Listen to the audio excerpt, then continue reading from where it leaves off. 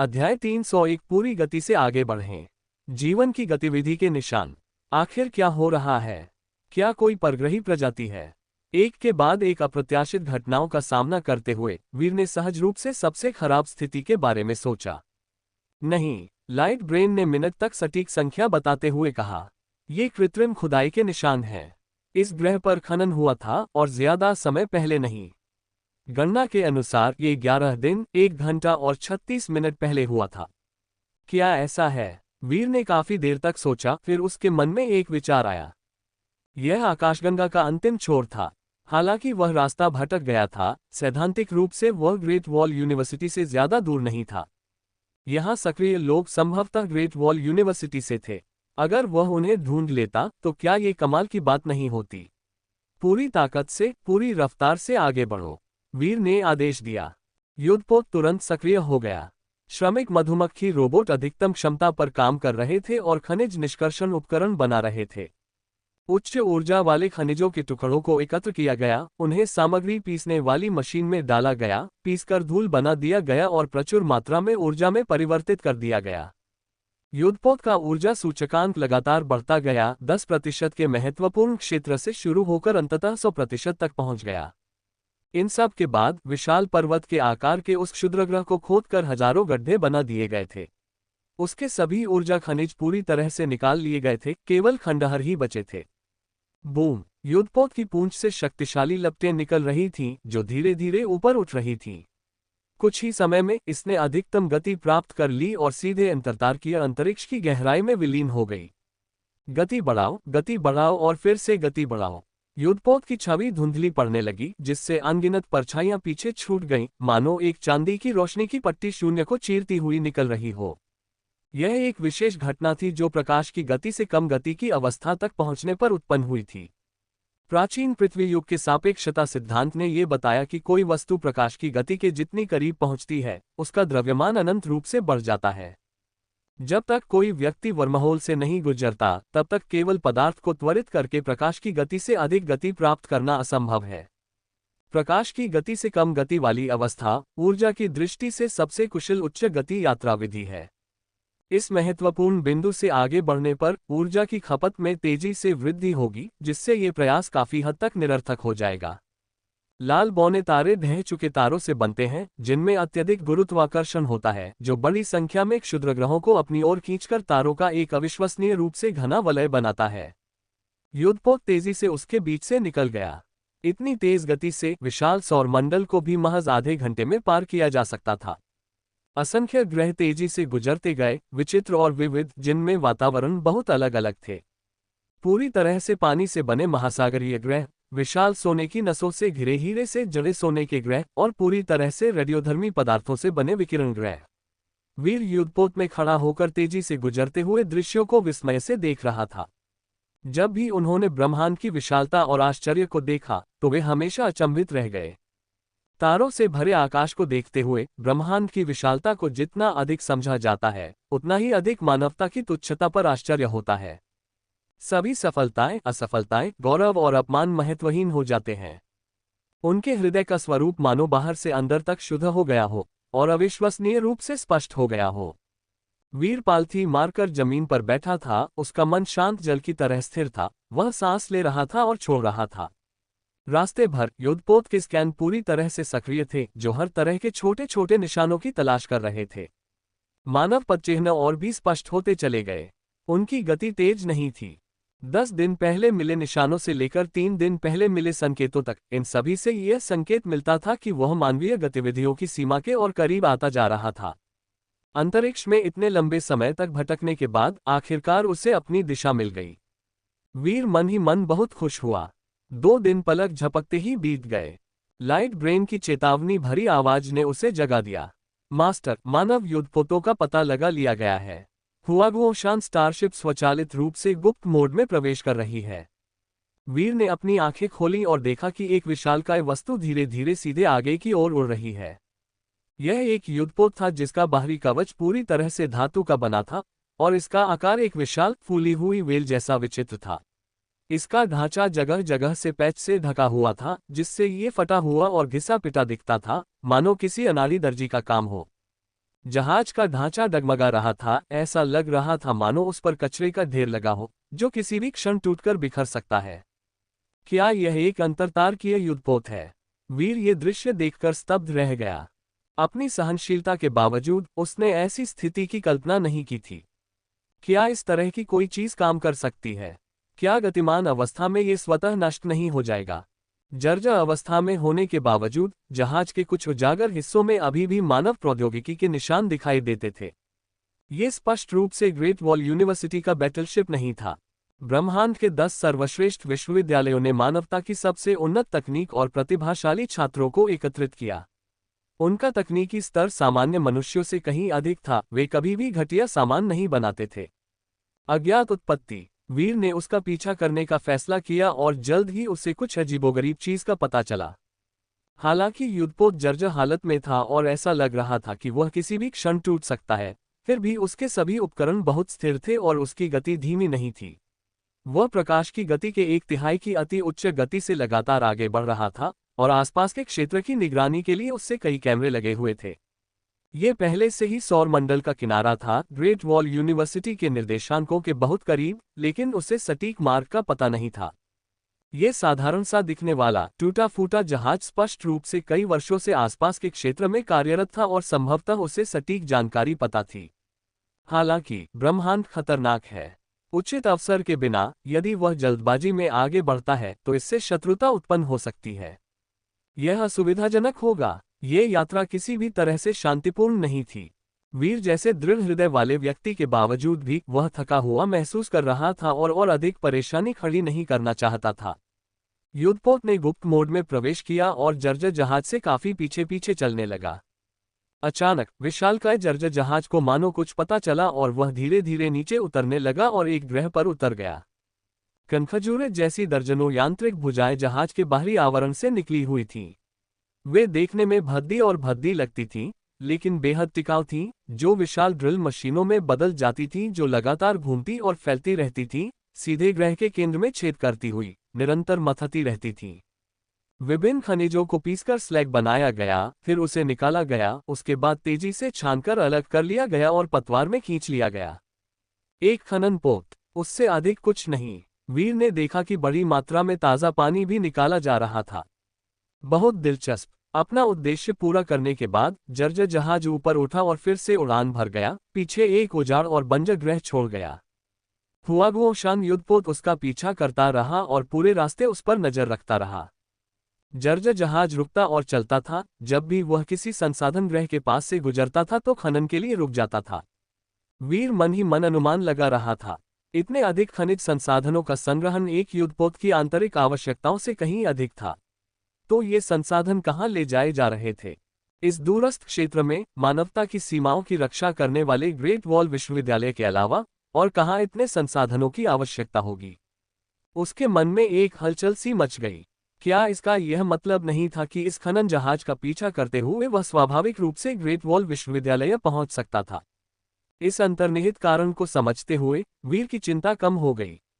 उसने युद्धपोत को स्वचालित ट्रैकिंग मोड में डाल दिया और अपनी कठिन साधना जारी रखी। जैसे जैसे उनका अनुभव बढ़ता गया, वैसे वैसे उन्हें ब्रह्मांड की क्रूरता का एहसास होता गया। मानवता का वह स्वर्णिम युग, जो देखने में समृद्ध प्रतीत होता था, अनगिनत व्यक्तियों के कंधों पर निर्मित हुआ था, जिन्होंने भारी बोझ उठाए थे। अंधकार का नियम बहुत क्रूर था। आम लोग तो किसी कोने में शांति से रह सकते थे, लेकिन वीर नहीं रह सकता था।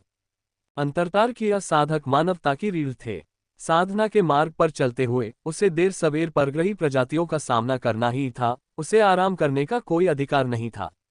आनुवंशिक क्षमता जोड़ 1.5 जोड़ 1.5 जोड़ 1.5 इस हृदय स्वभाव के साथ वीर के मन में कोई विचलित करने वाले विचार नहीं थे और उसकी क्षमता पहले की तरह ही तेजी से बढ़ती गई। जल्दी ही 126.2 तक पहुंच गई, जिससे उसे एक और सुपर जीन पॉइंट प्राप्त हुआ। इससे पहले कि वही ये तय कर पाता कि किस सुपर जीन पर इसे लागू करना है, लाइट ब्रेन ने एक चेतावनी जारी कर दी। गुरुजी, बड़ी संख्या में अज्ञात उड़ने वाली वस्तुएं दिखाई दी हैं। वीर ने अपनी आंखें खोली और देखा कि किसी अज्ञात समय पर बहुत पुराने जमाने के प्रोपेलर युद्धपोतों का एक समूह अंतरिक्ष की गहराइयों से उड़कर आया था, जो गर्म गैसें उत्सर्जित कर रहा था और अपने पीछे सफेद पूंछों के निशान छोड़ रहा था। ये है स्टीम बैटलशिप्स। अध्याय 302 स्टीम वॉर्स टेक्नोलॉजी। दूसरा अपडेट। धुआं उठता हुआ दिखाई दिया। बेहद गर्म भाप बहुत दूर तक निकली और अपने पीछे एक लंबी लकीर छोड़ गई। वीर की आंखें फटी रह गईं। ये तो अवैज्ञानिक था। भाप से चलने वाले युद्धपोत, जो एक अप्रचलित प्रणोदन प्रणाली थी, प्राचीन पृथ्वी युग में ही त्याग दिए गए थे। वे केवल 200 वर्षों तक ही फले फूले, जिसके बाद उन्हें पूरी तरह से विद्युत शक्ति द्वारा प्रतिस्थापित कर दिया गया। अब 10,000 साल बीत चुके थे। फिर भी भाप की शक्ति से चलने वाले युद्धपोत मौजूद थे, जो ब्रह्मांड में उड़ान भरने में सक्षम थे। अगर उसने खुद अपनी आंखों से न देखा होता तो वीर की बात ही छोड़िए, कोई भी इस पर विश्वास नहीं करता। ये युद्धपोत मजबूत थे और गर्म हवा के गुब्बारों की तरह दिखते थे, फिर भी उनकी गति अविश्वसनीय रूप से तेज थी, जो प्रकाश की आधी गति तक पहुंच जाती थी, और वे संख्या में बहुत अधिक थे। हुआगुओशान स्टारशिप के स्कैनिंग सिस्टम ने घने प्रकाश बिंदुओं को प्रदर्शित किया, जिनकी संख्या 300 से अधिक थी, जो टिड्डियों की तरह तेजी से इसे घेर रहे थे। इस युग में जिन चीजों को प्रौद्योगिकी स्पष्ट नहीं कर पाती थी, उन्हें रहस्यमय माना जाता था। इन भाप से चलने वाले युद्धपोतों से वीर को रहस्य की एक प्रबल आभा महसूस हुई। भाप से चलने वाली ऊर्जा की ऊर्जा खपत दर बहुत कम थी। प्रकाश की गति से कम गति बनाए रखने के लिए प्रति क्षण भारी मात्रा में जलवाष्प की खपत होती। इस दर से ऊर्जा की खपत कल्पना से परे थी और सामान्य ज्ञान के विपरीत थी। इन भाप से चलने वाले युद्धपोतों की इतनी विशाल क्षमता होना असंभव था, न ही वे निरंतर हवा से पदार्थ उत्पन्न कर सकते थे। रहस्यमय शक्ति के अलावा किसी अन्य संभावना की कल्पना करना कठिन था। विशालकाय परित्यक्त जहाज एक विशाल वेल की तरह हवा में लटका हुआ था, जिसके चारों ओर अनगिनत टाइगर शार्क मंडरा रही थीं।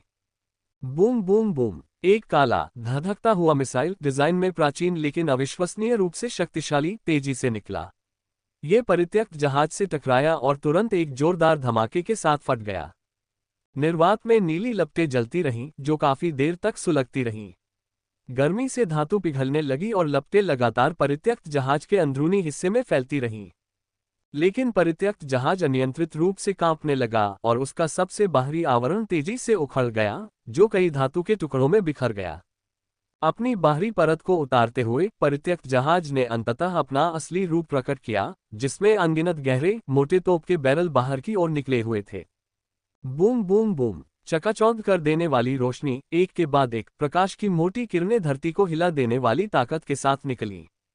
आसपास स्थित 10 से अधिक छोटे भाप से चलने वाले युद्धपोत पल भर में चिंगारियों की बौछार में बदल गए और अंतरिक्ष में ही बिखर गए। वे भाप से चलने वाले जहाज पीछे हटने का कोई संकेत नहीं दिखा रहे थे, इसके बजाय वे गति बढ़ाते हुए आगे बढ़े, टिड्डियों के झुंड की तरह घने काले बादल की तरह गरजते हुए परित्यक्त जहाज को घेर लिया। एक के बाद एक जलते हुए ग्रेनेड नीचे गिरे, जिससे युद्धपोत में आग लग गई और वह एक अग्नियान में तब्दील हो गया। ची ची ची। आग की लपटों के भीतर से बिजली के मोटे चाप, लंबे भाले की तरह आग को चीरते हुए निकले और एक विद्युत जाल में बुने गए, जिसने पल भर में 10 से अधिक युद्धपोतों को अपनी चपेट में ले लिया। भाप से चलने वाले ये युद्धपोत पूरी तरह से गहरे रंग की धातु से बने थे। जब इनमें बिजली का प्रवाह हुआ तो तुरंत आंतरिक विस्फोट हुए और ये पूरी तरह से चकनाचूर हो गए। बचे हुए भाप से चलने वाले युद्धपोत पक्षियों की तरह इधर उधर बिखर गए। उनके गहरे रंग के ढांचों पर रहस्यमय आकृतियां उभर आईं, जो आपस में गुंथी हुई षटकोणीय आकृतियां बना रही थीं, परत दर परत एक जटिल और सघन संरचना का निर्माण कर रही थीं। शून्य क्षेत्र में उतार चढ़ाव हुआ और अदृश्य प्रकाश कण एकत्रित होकर एक ठोस प्रकाश ढाल बन गए, जिसने विद्युत चिंगारियों को मजबूती से रोक दिया। रहस्यमय शक्ति को रहस्यमय इसलिए कहा जाता है क्योंकि विज्ञान इसकी व्याख्या नहीं कर सकता। यद्यपि अंतर्तारकीय मानव अभूतपूर्व शिखर तक विकसित हो चुके थे, फिर भी वे ब्रह्मांड के सभी सत्यों को समझने के बिंदु तक पहुंचने से बहुत दूर थे। वह जर्जर जहाज अनगिनत भेड़ियों से घिरे हाथी की तरह था। दोनों पक्ष युद्ध में उलझे हुए थे। आसमान में उठती लपटें अंधेरे अंतरिक्ष को रोशन कर रही थीं। हमले के बाद आसपास के क्षुद्रग्रह तुरंत चकनाचूर हो गए और अनगिनत मलबे में तब्दील होकर चारों ओर बिखर गए। हालांकि हुआगुओशान स्टारशिप स्टील्थ मोड में थी, लेकिन वह अदृश्य या अगोचर नहीं थी और गलती से भी टकराने से बचने के लिए उसे चकमा देना पड़ता था। भाप बनाम प्रौद्योगिकी। दो बिल्कुल अलग अलग प्रौद्योगिकियां आपस में टकरा गईं, और एक बार युद्ध शुरू होने के बाद यह एक भयंकर संघर्ष था जिसमें समझौते की कोई गुंजाइश नहीं थी। शुरू से अंत तक दोनों पक्षों के बीच कोई संचार नहीं था, वे मौत तक लड़ते रहे। यद्यपि व्यक्तिगत स्टीम युद्धपोत बल विशालकाय परित्यक्त जहाज की तुलना में काफी कमजोर थे, फिर भी उन्होंने भेड़ियों के झुंड की रणनीति अपनाई और लगातार हमला करते रहे। रहस्यमयी शक्ति से परिपूर्ण मिसाइलें दिखने में भद्दी थीं, लेकिन आश्चर्यजनक रूप से शक्तिशाली थीं। अंतरिक्ष में जलती ज्वालाएं, तेजी से फैलती बर्फ, सभी पदार्थों को नष्ट करने वाली अजीबोगरीब प्रकाश किरणें। 100 से अधिक भाप से चलने वाले युद्धपोतों को नष्ट करने के बाद जीर्ण शीर्ण जहाज भी लड़खड़ा रहा था और पहले से कहीं अधिक जर्जर दिख रहा था। इसके पहले से ही मरम्मत किए गए बाहरी आवरण से एक धब्बेदार संरचना का पता चला। हर जगह चिंगारियां उड़ रही थीं और लगातार छोटे छोटे विस्फोट भी हो रहे थे, मानो ये किसी भी क्षण हवा में पूरी तरह से बिखर सकता हो। वीर को पता था कि अब उसे कार्रवाई करने का समय आ गया है। उस परित्यक्त जहाज का किनारा मानव निर्मित था और ये भाप से चलने वाले युद्धपोत स्पष्ट रूप से मानव प्रौद्योगिकी का उपयोग नहीं करते थे। वे अविश्वसनीय रूप से पिछड़े और अविश्वसनीय रूप से विचित्र थे। परित्यक्त जहाज ने स्पष्ट रूप से दूसरे पक्ष के मूल स्थान को पहचान लिया और देखते ही तुरंत हमला कर दिया। वीर किसकी मदद करेगा, ये बात स्वतः स्पष्ट थी। अगर वे मेरी जाति के नहीं हैं तो उनके दिल जरूर अलग होंगे। ज़िक्सिया, युद्धपोत का गुप्त आवरण हटाओ और पूरा हमला शुरू करो, वीर ने गहरी आवाज में आदेश देते हुए कहा। जी हाँ स्वामी, प्रकाश मस्तिष्क, ज़िक्सिया ने उत्तर दिया।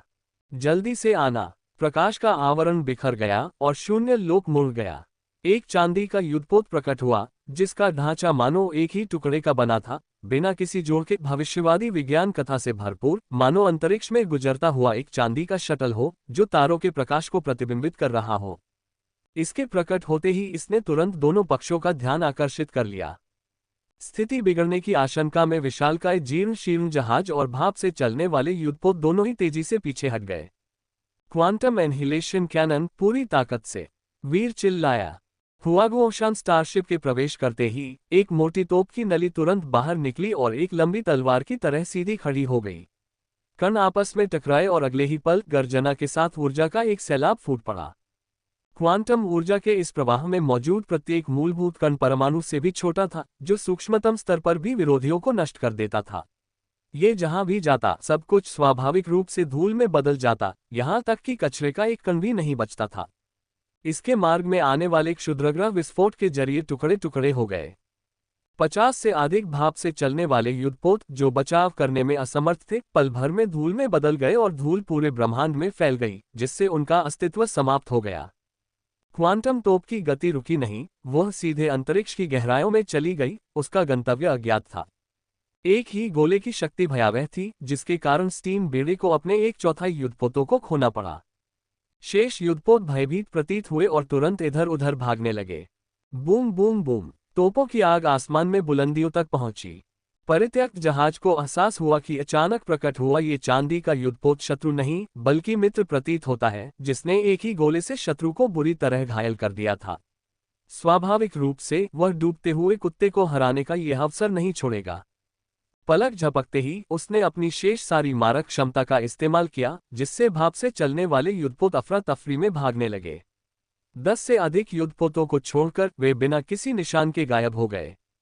शेष ऊर्जा 68%। क्वांटम एनहिलेशन कैनन से हल्का धुआं निकला और वह धीरे धीरे जहाज के भीतर सिमट गया। बची हुई ऊर्जा को देखकर वीर ने व्यंग्यात्मक मुस्कान दी। दिखावा मत करो, दिखावा मुसीबत लाता है।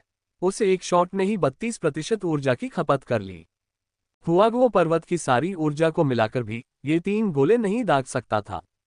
सौभाग्यवश इसका प्रभाव महत्वपूर्ण था, जिससे स्टीम बेड़े को सीधे मार्ग परिवर्तन करना पड़ा। विशालकाय परित्यक्त जहाज धीरे धीरे पास आया और एक संकेत प्रसारित किया गया। हुआगुओशान स्टारशिप द्वारा इसे प्राप्त करने के बाद एक हटे कट्टे आदमी की छवि प्रकट हुई, जिसका चेहरा सम्मान से भरा हुआ था। क्या मैं पूछ सकता हूं कि आप कौन हैं? अध्याय 303 अंतरतारकीय खानाबदोश। हालांकि उस व्यक्ति के शब्द सम्मानजनक थे, फिर भी उनमें सतर्कता का गहरा भाव झलक रहा था। वीर ने उनकी जान बचाई थी, फिर भी वे उसकी पृष्ठभूमि को जाने बिना आसानी से उसके पास जाने की हिम्मत नहीं करते थे। मैं एक छात्र हूं जिसने इसी साल ग्रेट वॉल यूनिवर्सिटी में दाखिला लिया है। एक परग्रही प्रजाति के हमले के कारण मैं यहां फंस गया हूं और रास्ता भटक गया हूं। मैं ग्रेट वॉल यूनिवर्सिटी जाने का सही रास्ता जानना चाहता हूं, वीर ने शांत भाव से कहा। कोई सबूत? उस हटे कट्टे आदमी के चेहरे पर थोड़ी नरमी आई, लेकिन उसने अपनी सतर्कता बरकरार रखी। वीर ने हवा में ही फोटो खींची और अपना विश्वविद्यालय प्रवेश प्रमाण पत्र भेज दिया। जब उस हटे कट्टे आदमी ने इसकी पुष्टि कर ली तो उसके चेहरे पर तुरंत मुस्कान आ गई। तो ये ग्रेट वॉल यूनिवर्सिटी का एक प्रतिभाशाली छात्र है, इसमें कोई आश्चर्य नहीं कि इसने हमारी मदद की। इस अंतर्तार्कीय क्षेत्र में जब तक वे इंसान हैं, वे भाई हैं। आप बहुत दयालु हैं। वीर मुस्कुराया, उसकी मुस्कान ठंडी नहीं थी, लेकिन उसने अपनी दूरी भी बनाए रखी। कृपया हमारे अंतरिक्ष यान में अतिथि बनकर आइए और हमारी कृतज्ञता व्यक्त कीजिए। वीर की पहचान जानने के बाद उस व्यक्ति की झिझक पूरी तरह गायब हो गई और वह पहले से कहीं अधिक उत्साहित हो गया। वीर मन ही मन इस बात पर अफसोस जताए बिना नहीं रह सका कि कॉस्मिक यूनिवर्सिटी के छात्र की पहचान कितनी उपयोगी थी। यह एक सोने के चावल के कटोरे जैसा था, जब तक वह अपनी पहचान उजागर करता उसे अंतर्तार्कीय क्षेत्र में यात्रा करने से डर नहीं लगता था। यह अविश्वसनीय रूप से उपयोगी था। कोई जरूरत नहीं, आपको बस मुझे ये बताना है कि ग्रेट वॉल यूनिवर्सिटी कैसे पहुंचे। हालांकि वह व्यक्ति उत्साहित था, वीर ने अपनी सतर्कता नहीं छोड़ी। यह सुनकर वह आदमी तुरंत हिचकिचा गया। क्या हुआ? वीर ने अपनी भौहें ऊपर उठाई, उसके चेहरे पर कोई भाव नहीं दिख रहा था। किसी कृतघ्न व्यक्ति को बचाने के लिए इतनी मेहनत करने के बाद कोई भी खुश नहीं होगा। दरअसल हमें भी ग्रेट वॉल यूनिवर्सिटी का सही रास्ता नहीं पता। ये देखकर कि वह शायद गलत समझ गया है, उस हटे कट्टे आदमी ने तुरंत समझाया, ग्रेट वॉल यूनिवर्सिटी मानवता की रक्षा की पहली पंक्ति है, जो परग्रही प्रजातियों का प्रतिरोध करती है और समस्त मानव जाति की सुरक्षा करती है। इसका मुख्यालय एक अत्यंत गुप्त स्थान है और किसी भी बाहरी व्यक्ति को विश्वविद्यालय के ठिकाने का पता नहीं चल सकता। तो फिर आप आकाशगंगा के बिल्कुल किनारे पर काम करते हैं। यह असंभव है कि आपका ग्रेट वॉल यूनिवर्सिटी से कोई संपर्क न हो। आपको ये कैसे पता चलता है? वीर ने उस व्यक्ति के स्पष्टीकरण पर अनिर्णायक रुख अपनाते हुए कहा। नेविगेशन उपकरणों पर भरोसा करके। उस हटे कट्टे आदमी ने कुछ भी नहीं छिपाया और एक वीडियो भेजा। उसमें एक क्रिस्टल बॉल दिखाई दी, जिस पर एक तीर का पॉइंटर लगातार घूम रहा था, जिससे तकनीक और रहस्य का एक अजीब मिश्रण महसूस हो रहा था। वीर वास्तव में इस चीज के सिद्धांत को समझ नहीं पाया। इस जर्जर जहाज का तकनीकी स्तर इस वस्तु का उत्पादन करने में सक्षम नहीं था। दरअसल हम परिवहन पोत हैं जो ग्रेट वॉल यूनिवर्सिटी को विभिन्न संसाधन, खनिज और कृषि सामग्री पहुंचाते हैं। ये great wall navigator great wall university द्वारा निर्मित है और हमें, यानी हमारे परिवहन पोतों को दिया गया है। इसका उपयोग नेविगेशन के आधार पर विश्वविद्यालय का स्थान पता लगाने के लिए किया जा सकता है। अजीब बात यह है कि ग्रेट वॉल यूनिवर्सिटी का स्थान हमेशा रहस्यमय रहता है और केवल यही नेविगेटर सटीक दिशा बता सकता है। उस हटे कट्टे आदमी ने कड़वी मुस्कान के साथ कहा। तो बात कुछ ऐसी है। वीर ने सिर हिलाया। उस आदमी की बात झूठी नहीं लग रही थी। इस नेविगेटर के कार्य को देखते हुए वह यह अनुमान लगाने से खुद को रोक नहीं सका कि ग्रेट वॉल यूनिवर्सिटी का सटीक स्थान शायद तय नहीं था, बल्कि लगातार बदलता रहता था। केवल इसी तरह से यह अधिकतम गोपनीयता बनाए रख सकता था। ये नाविक, उसका दिल हिल गया। उस हटे कट्टे आदमी के चेहरे पर तुरंत ही परेशानी के भाव आ गए। हमारे जहाज पर इन नाविकों में से केवल एक ही है। इसका अर्थ स्वतः स्पष्ट था। वीर ने भी अविवेकी ढंग से बोलना जारी नहीं रखा। अगर यह मार्गदर्शक उसे दे दिया जाए तो संभवतः लोगों का ये समूह खुद ही तारों भरे आकाश में खो जाएगा। दोस्त, अगर तुम ग्रेट वॉल यूनिवर्सिटी जाना चाहते हो तो जल्दी करने की कोई जरूरत नहीं है। नेविगेटर के अनुसार हम एक हफ्ते में ग्रेट वॉल यूनिवर्सिटी पहुंच जाएंगे। क्या तुम हमारे अंतरिक्ष यान का पीछा नहीं कर सकते? उस हटे कट्टे आदमी के चेहरे के भाव बदल गए और उसने सुझाव दिया। यही एकमात्र तरीका है। वीर ने सिर हिलाया। ठीक है दोस्त, तुम अपना अंतरिक्ष यान हमारे अंतरिक्ष यान के अंदर खड़ा कर सकते हो। तुमने हमारी जान बचाए, अपना आभार व्यक्त न करना असभ्यता होगी। उस हटे कट्टे आदमी ने उत्साहपूर्वक उसे आमंत्रित किया। वीर की आंखें चमक उठी जब उसने अपने सामने खड़े व्यक्ति को ध्यान से देखा। उसने पाया कि यद्यपि उसका शरीर गठीला था, उसके शरीर पर होने वाले असाधारण उतार चढ़ाव उतने प्रबल नहीं थे। अधिक से अधिक वह एक अंतर्तार्कीय साधक था, यहाँ तक कि कुलीन साधक भी नहीं। अगर वह दूसरे पक्ष के अंतरिक्ष यान में भी प्रवेश कर जाता तो उसे जरा भी डर नहीं लगता। जब तक वे मिलते, अगर वह व्यक्ति चालबाजी करने की हिम्मत करता तो वीर को पूरा भरोसा था कि वह उसे पल भर में मार सकता था।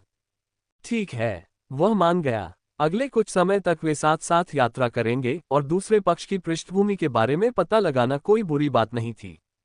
उसे सहमत होते देख उस हटे कट्टे आदमी ने भी दिल खोलकर हंसते हुए कहा, जिप्सी बेड़े में आपका स्वागत है।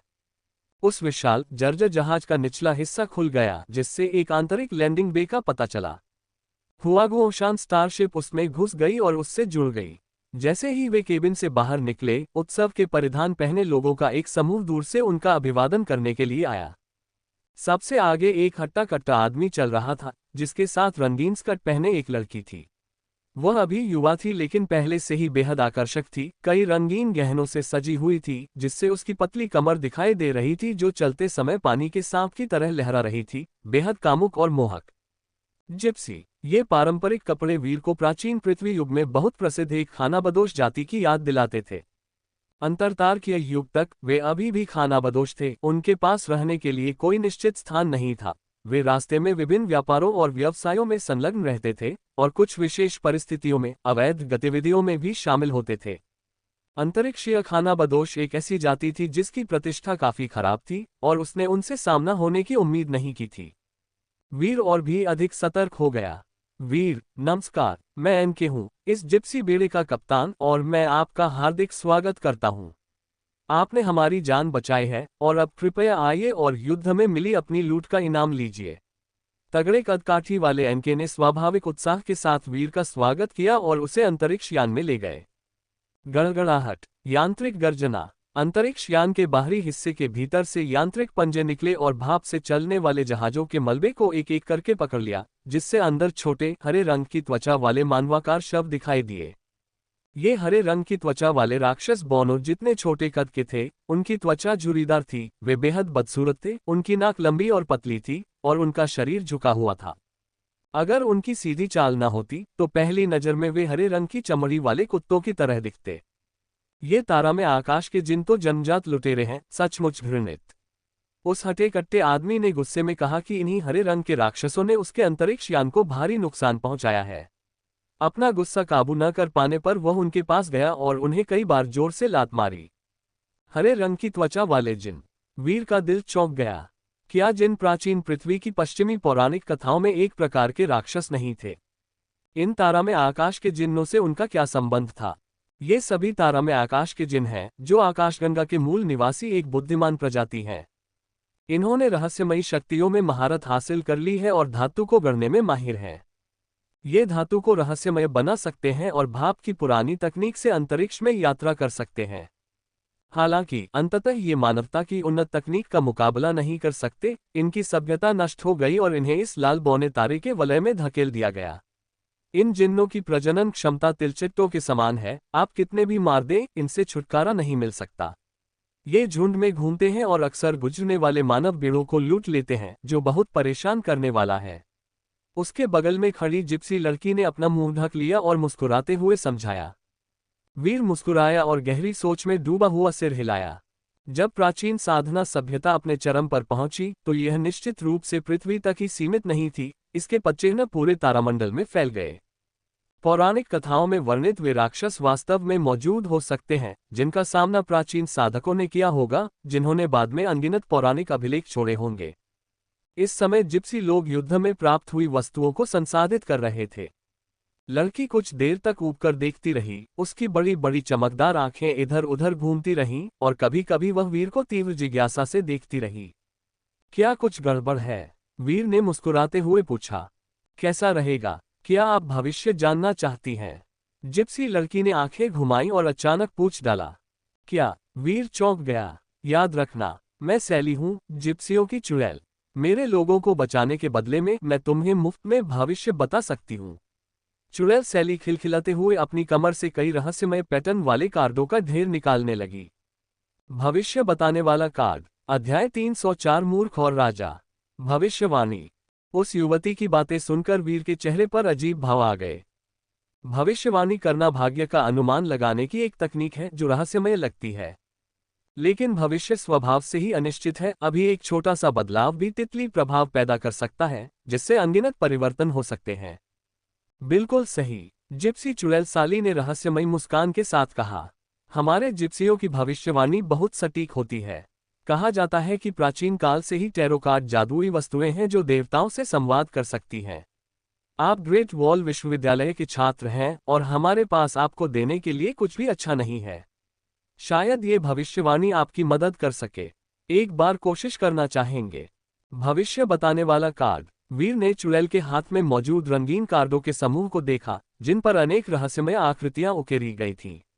वह जानता था कि ये प्राचीन काल से जिप्सियों द्वारा पीढ़ी दर पीढ़ी हस्तांतरित किए गए रहस्यमय कार्ड थे, और उसका हृदय विस्मय से भर गया।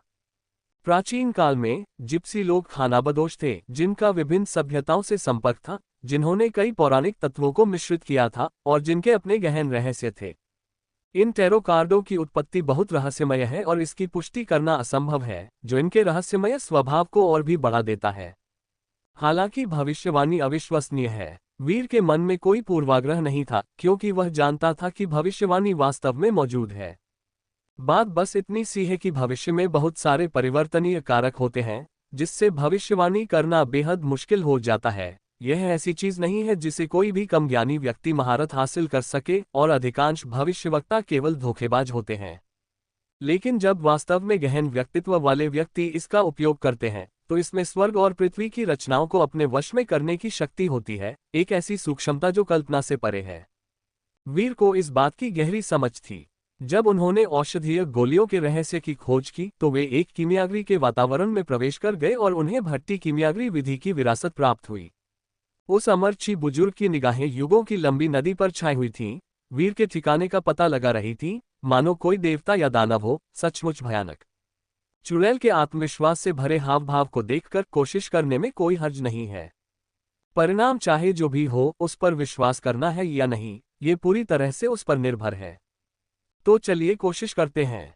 वीर मान गया। जिप्सी चुड़ैल ने अपने हाथ आगे बढ़ाए और टैरो कार्ड चुपचाप ऊपर तैरने लगे, हवा में तेजी से फेंकने लगे। टैरो कार्ड लगातार उड़ते रहे, 100 पक्षियों की तरह ऊंचाई पर, लेकिन साथ ही घनी आबादी वाले तारों की तरह रहस्यमय रास्ते बनाते हुए, जिनकी दिशा का पता लगाना मुश्किल था। इसमें जीन शक्ति का अंश समाहित करो, जिससे टैरो कार्डों की दिशा नियंत्रित हो सके। तभी तुम अपनी आध्यात्मिकता को समझ पाओगे और भाग्य की दिशा का सटीक अनुमान लगा पाओगे। चुड़ैल की आवाज अलौकिक हो गई, मानो किसी अज्ञात दूरी से आ रही हो। इस रहस्यमय दृश्य को देखते हुए ऐसा लग रहा था कि यह चुड़ैल एक अंतरतारकीय साधिका भी थी। वीर को भविष्यवाणी के परिणाम जानने में और भी अधिक रुचि हो गई। एक विचार के साथ उसने उसमें थोड़ी सी मानसिक शक्ति समाहित कर दी।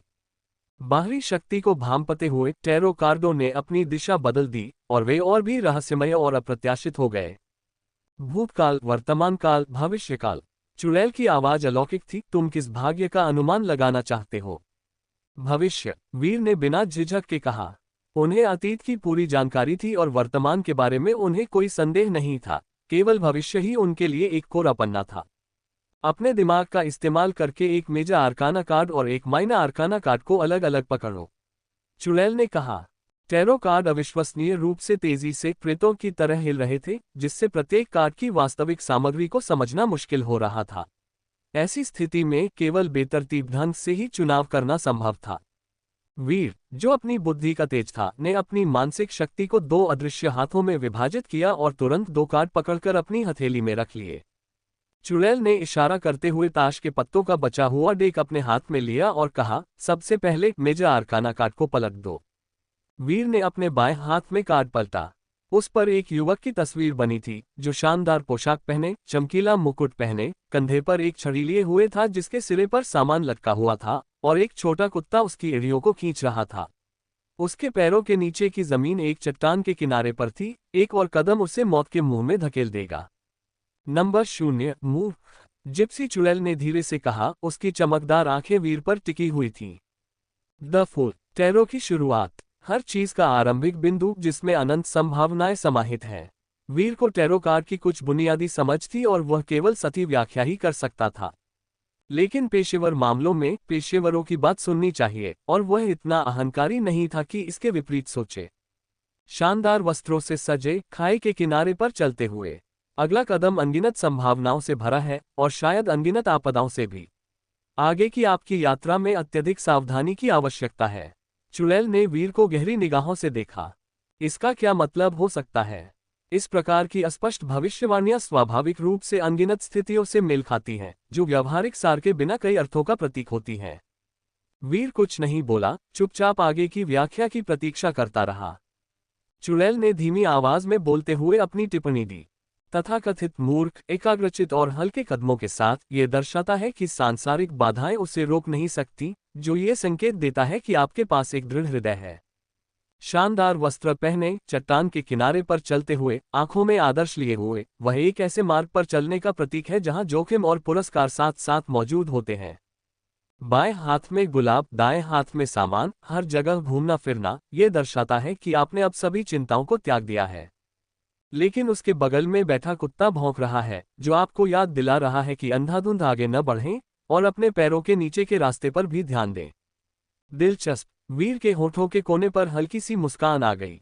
उसे मानना पड़ा कि इन टिप्पणियों में कुछ हद तक सच्चाई थी। मेजर आर्काना के केवल 22 कार्ड हैं, जो केवल सामान्य प्रतीकों को ही दर्शा सकते हैं। सटीक भविष्यवाणी के लिए 56 माइनर आर्काना कार्डों की सहायता आवश्यक है। अब दूसरा कार्ड पलटें, चुड़ैल ने धीरे से कहा। वीर ने अपने दाहिने हाथ में मौजूद कार्ड को पलट दिया। उस पर सफेद वस्त्र पहने, लाल लबादे में लिपटे एक राजा का चित्र बना हुआ था, जिसके हाथ में एक तलवार थी जिसकी नोक तिरछे आकाश की ओर उठी हुई थी और वह परम सर्वोच्चता का आभास दे रहा था। तलवारों का राजा। चुड़ैल की आंखों से गहरा प्रकाश फूट पड़ा, मानो वह वीर के आर पार देखना चाहती हो। काफी देर बाद उसने धीमी आवाज में कहा, तलवारें शक्ति का प्रतीक हैं। इसका अर्थ है कि ग्रेट वॉल विश्वविद्यालय की आपकी यात्रा सर्वोच्च शक्ति प्राप्त करने का वादा करती है। और राजा प्रतिष्ठा का प्रतीक है, शक्ति प्रतिष्ठा लाती है। शक्तिशाली सामर्थ्य आपको उच्च प्रतिष्ठा दिला सकती है। द फूल कार्ड के साथ मिलकर ये भविष्यवाणी की जा सकती है कि आपका अगला मार्ग तीव्र प्रगति का होगा, कांटों और चुनौतियों से भरा होगा, लेकिन यह अनंत पुरस्कार और असीम संभावनाएं भी लाएगा।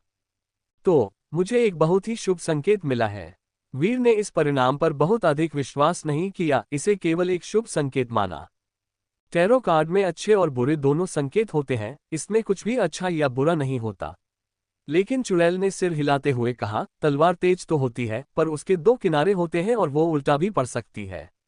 राजा का दर्जा ऊंचा होता है, अगर वो बुद्धिमान है तो सब लोग उसकी पूजा करेंगे, लेकिन अगर वो अत्याचारी है तो जनता उसे उखाड़ फेंकेगी और उसे गिलोटिन पर चढ़ा देगी। लेकिन परिणाम चाहे जो भी हो, एक बात तो तय है। क्या समानता है? वीर ने शांत भाव से पूछा। चुड़ैल ने उसे गहरी निगाहों से देखा, उसकी आंखें सदमे से बेकाबू होकर चमक रही थीं, और उसने एक एक शब्द करके कहा, अर्थात तुम्हारा जीवन बिल्कुल असाधारण होगा, या तो तुम सितारों की ऊंचाइयों पर, शिखर पर विराजमान रहोगे, या फिर संसार के शत्रु बनकर अथाह खाई में गिर जाओगे। मार्ग तुम्हारे पैरों के नीचे है, ये सब तुम्हारे अपने विकल्पों पर निर्भर करता है। ... अध्याय 305 विश्वविद्यालय योग्यताएं। क्या वह मूर्ख राजा है?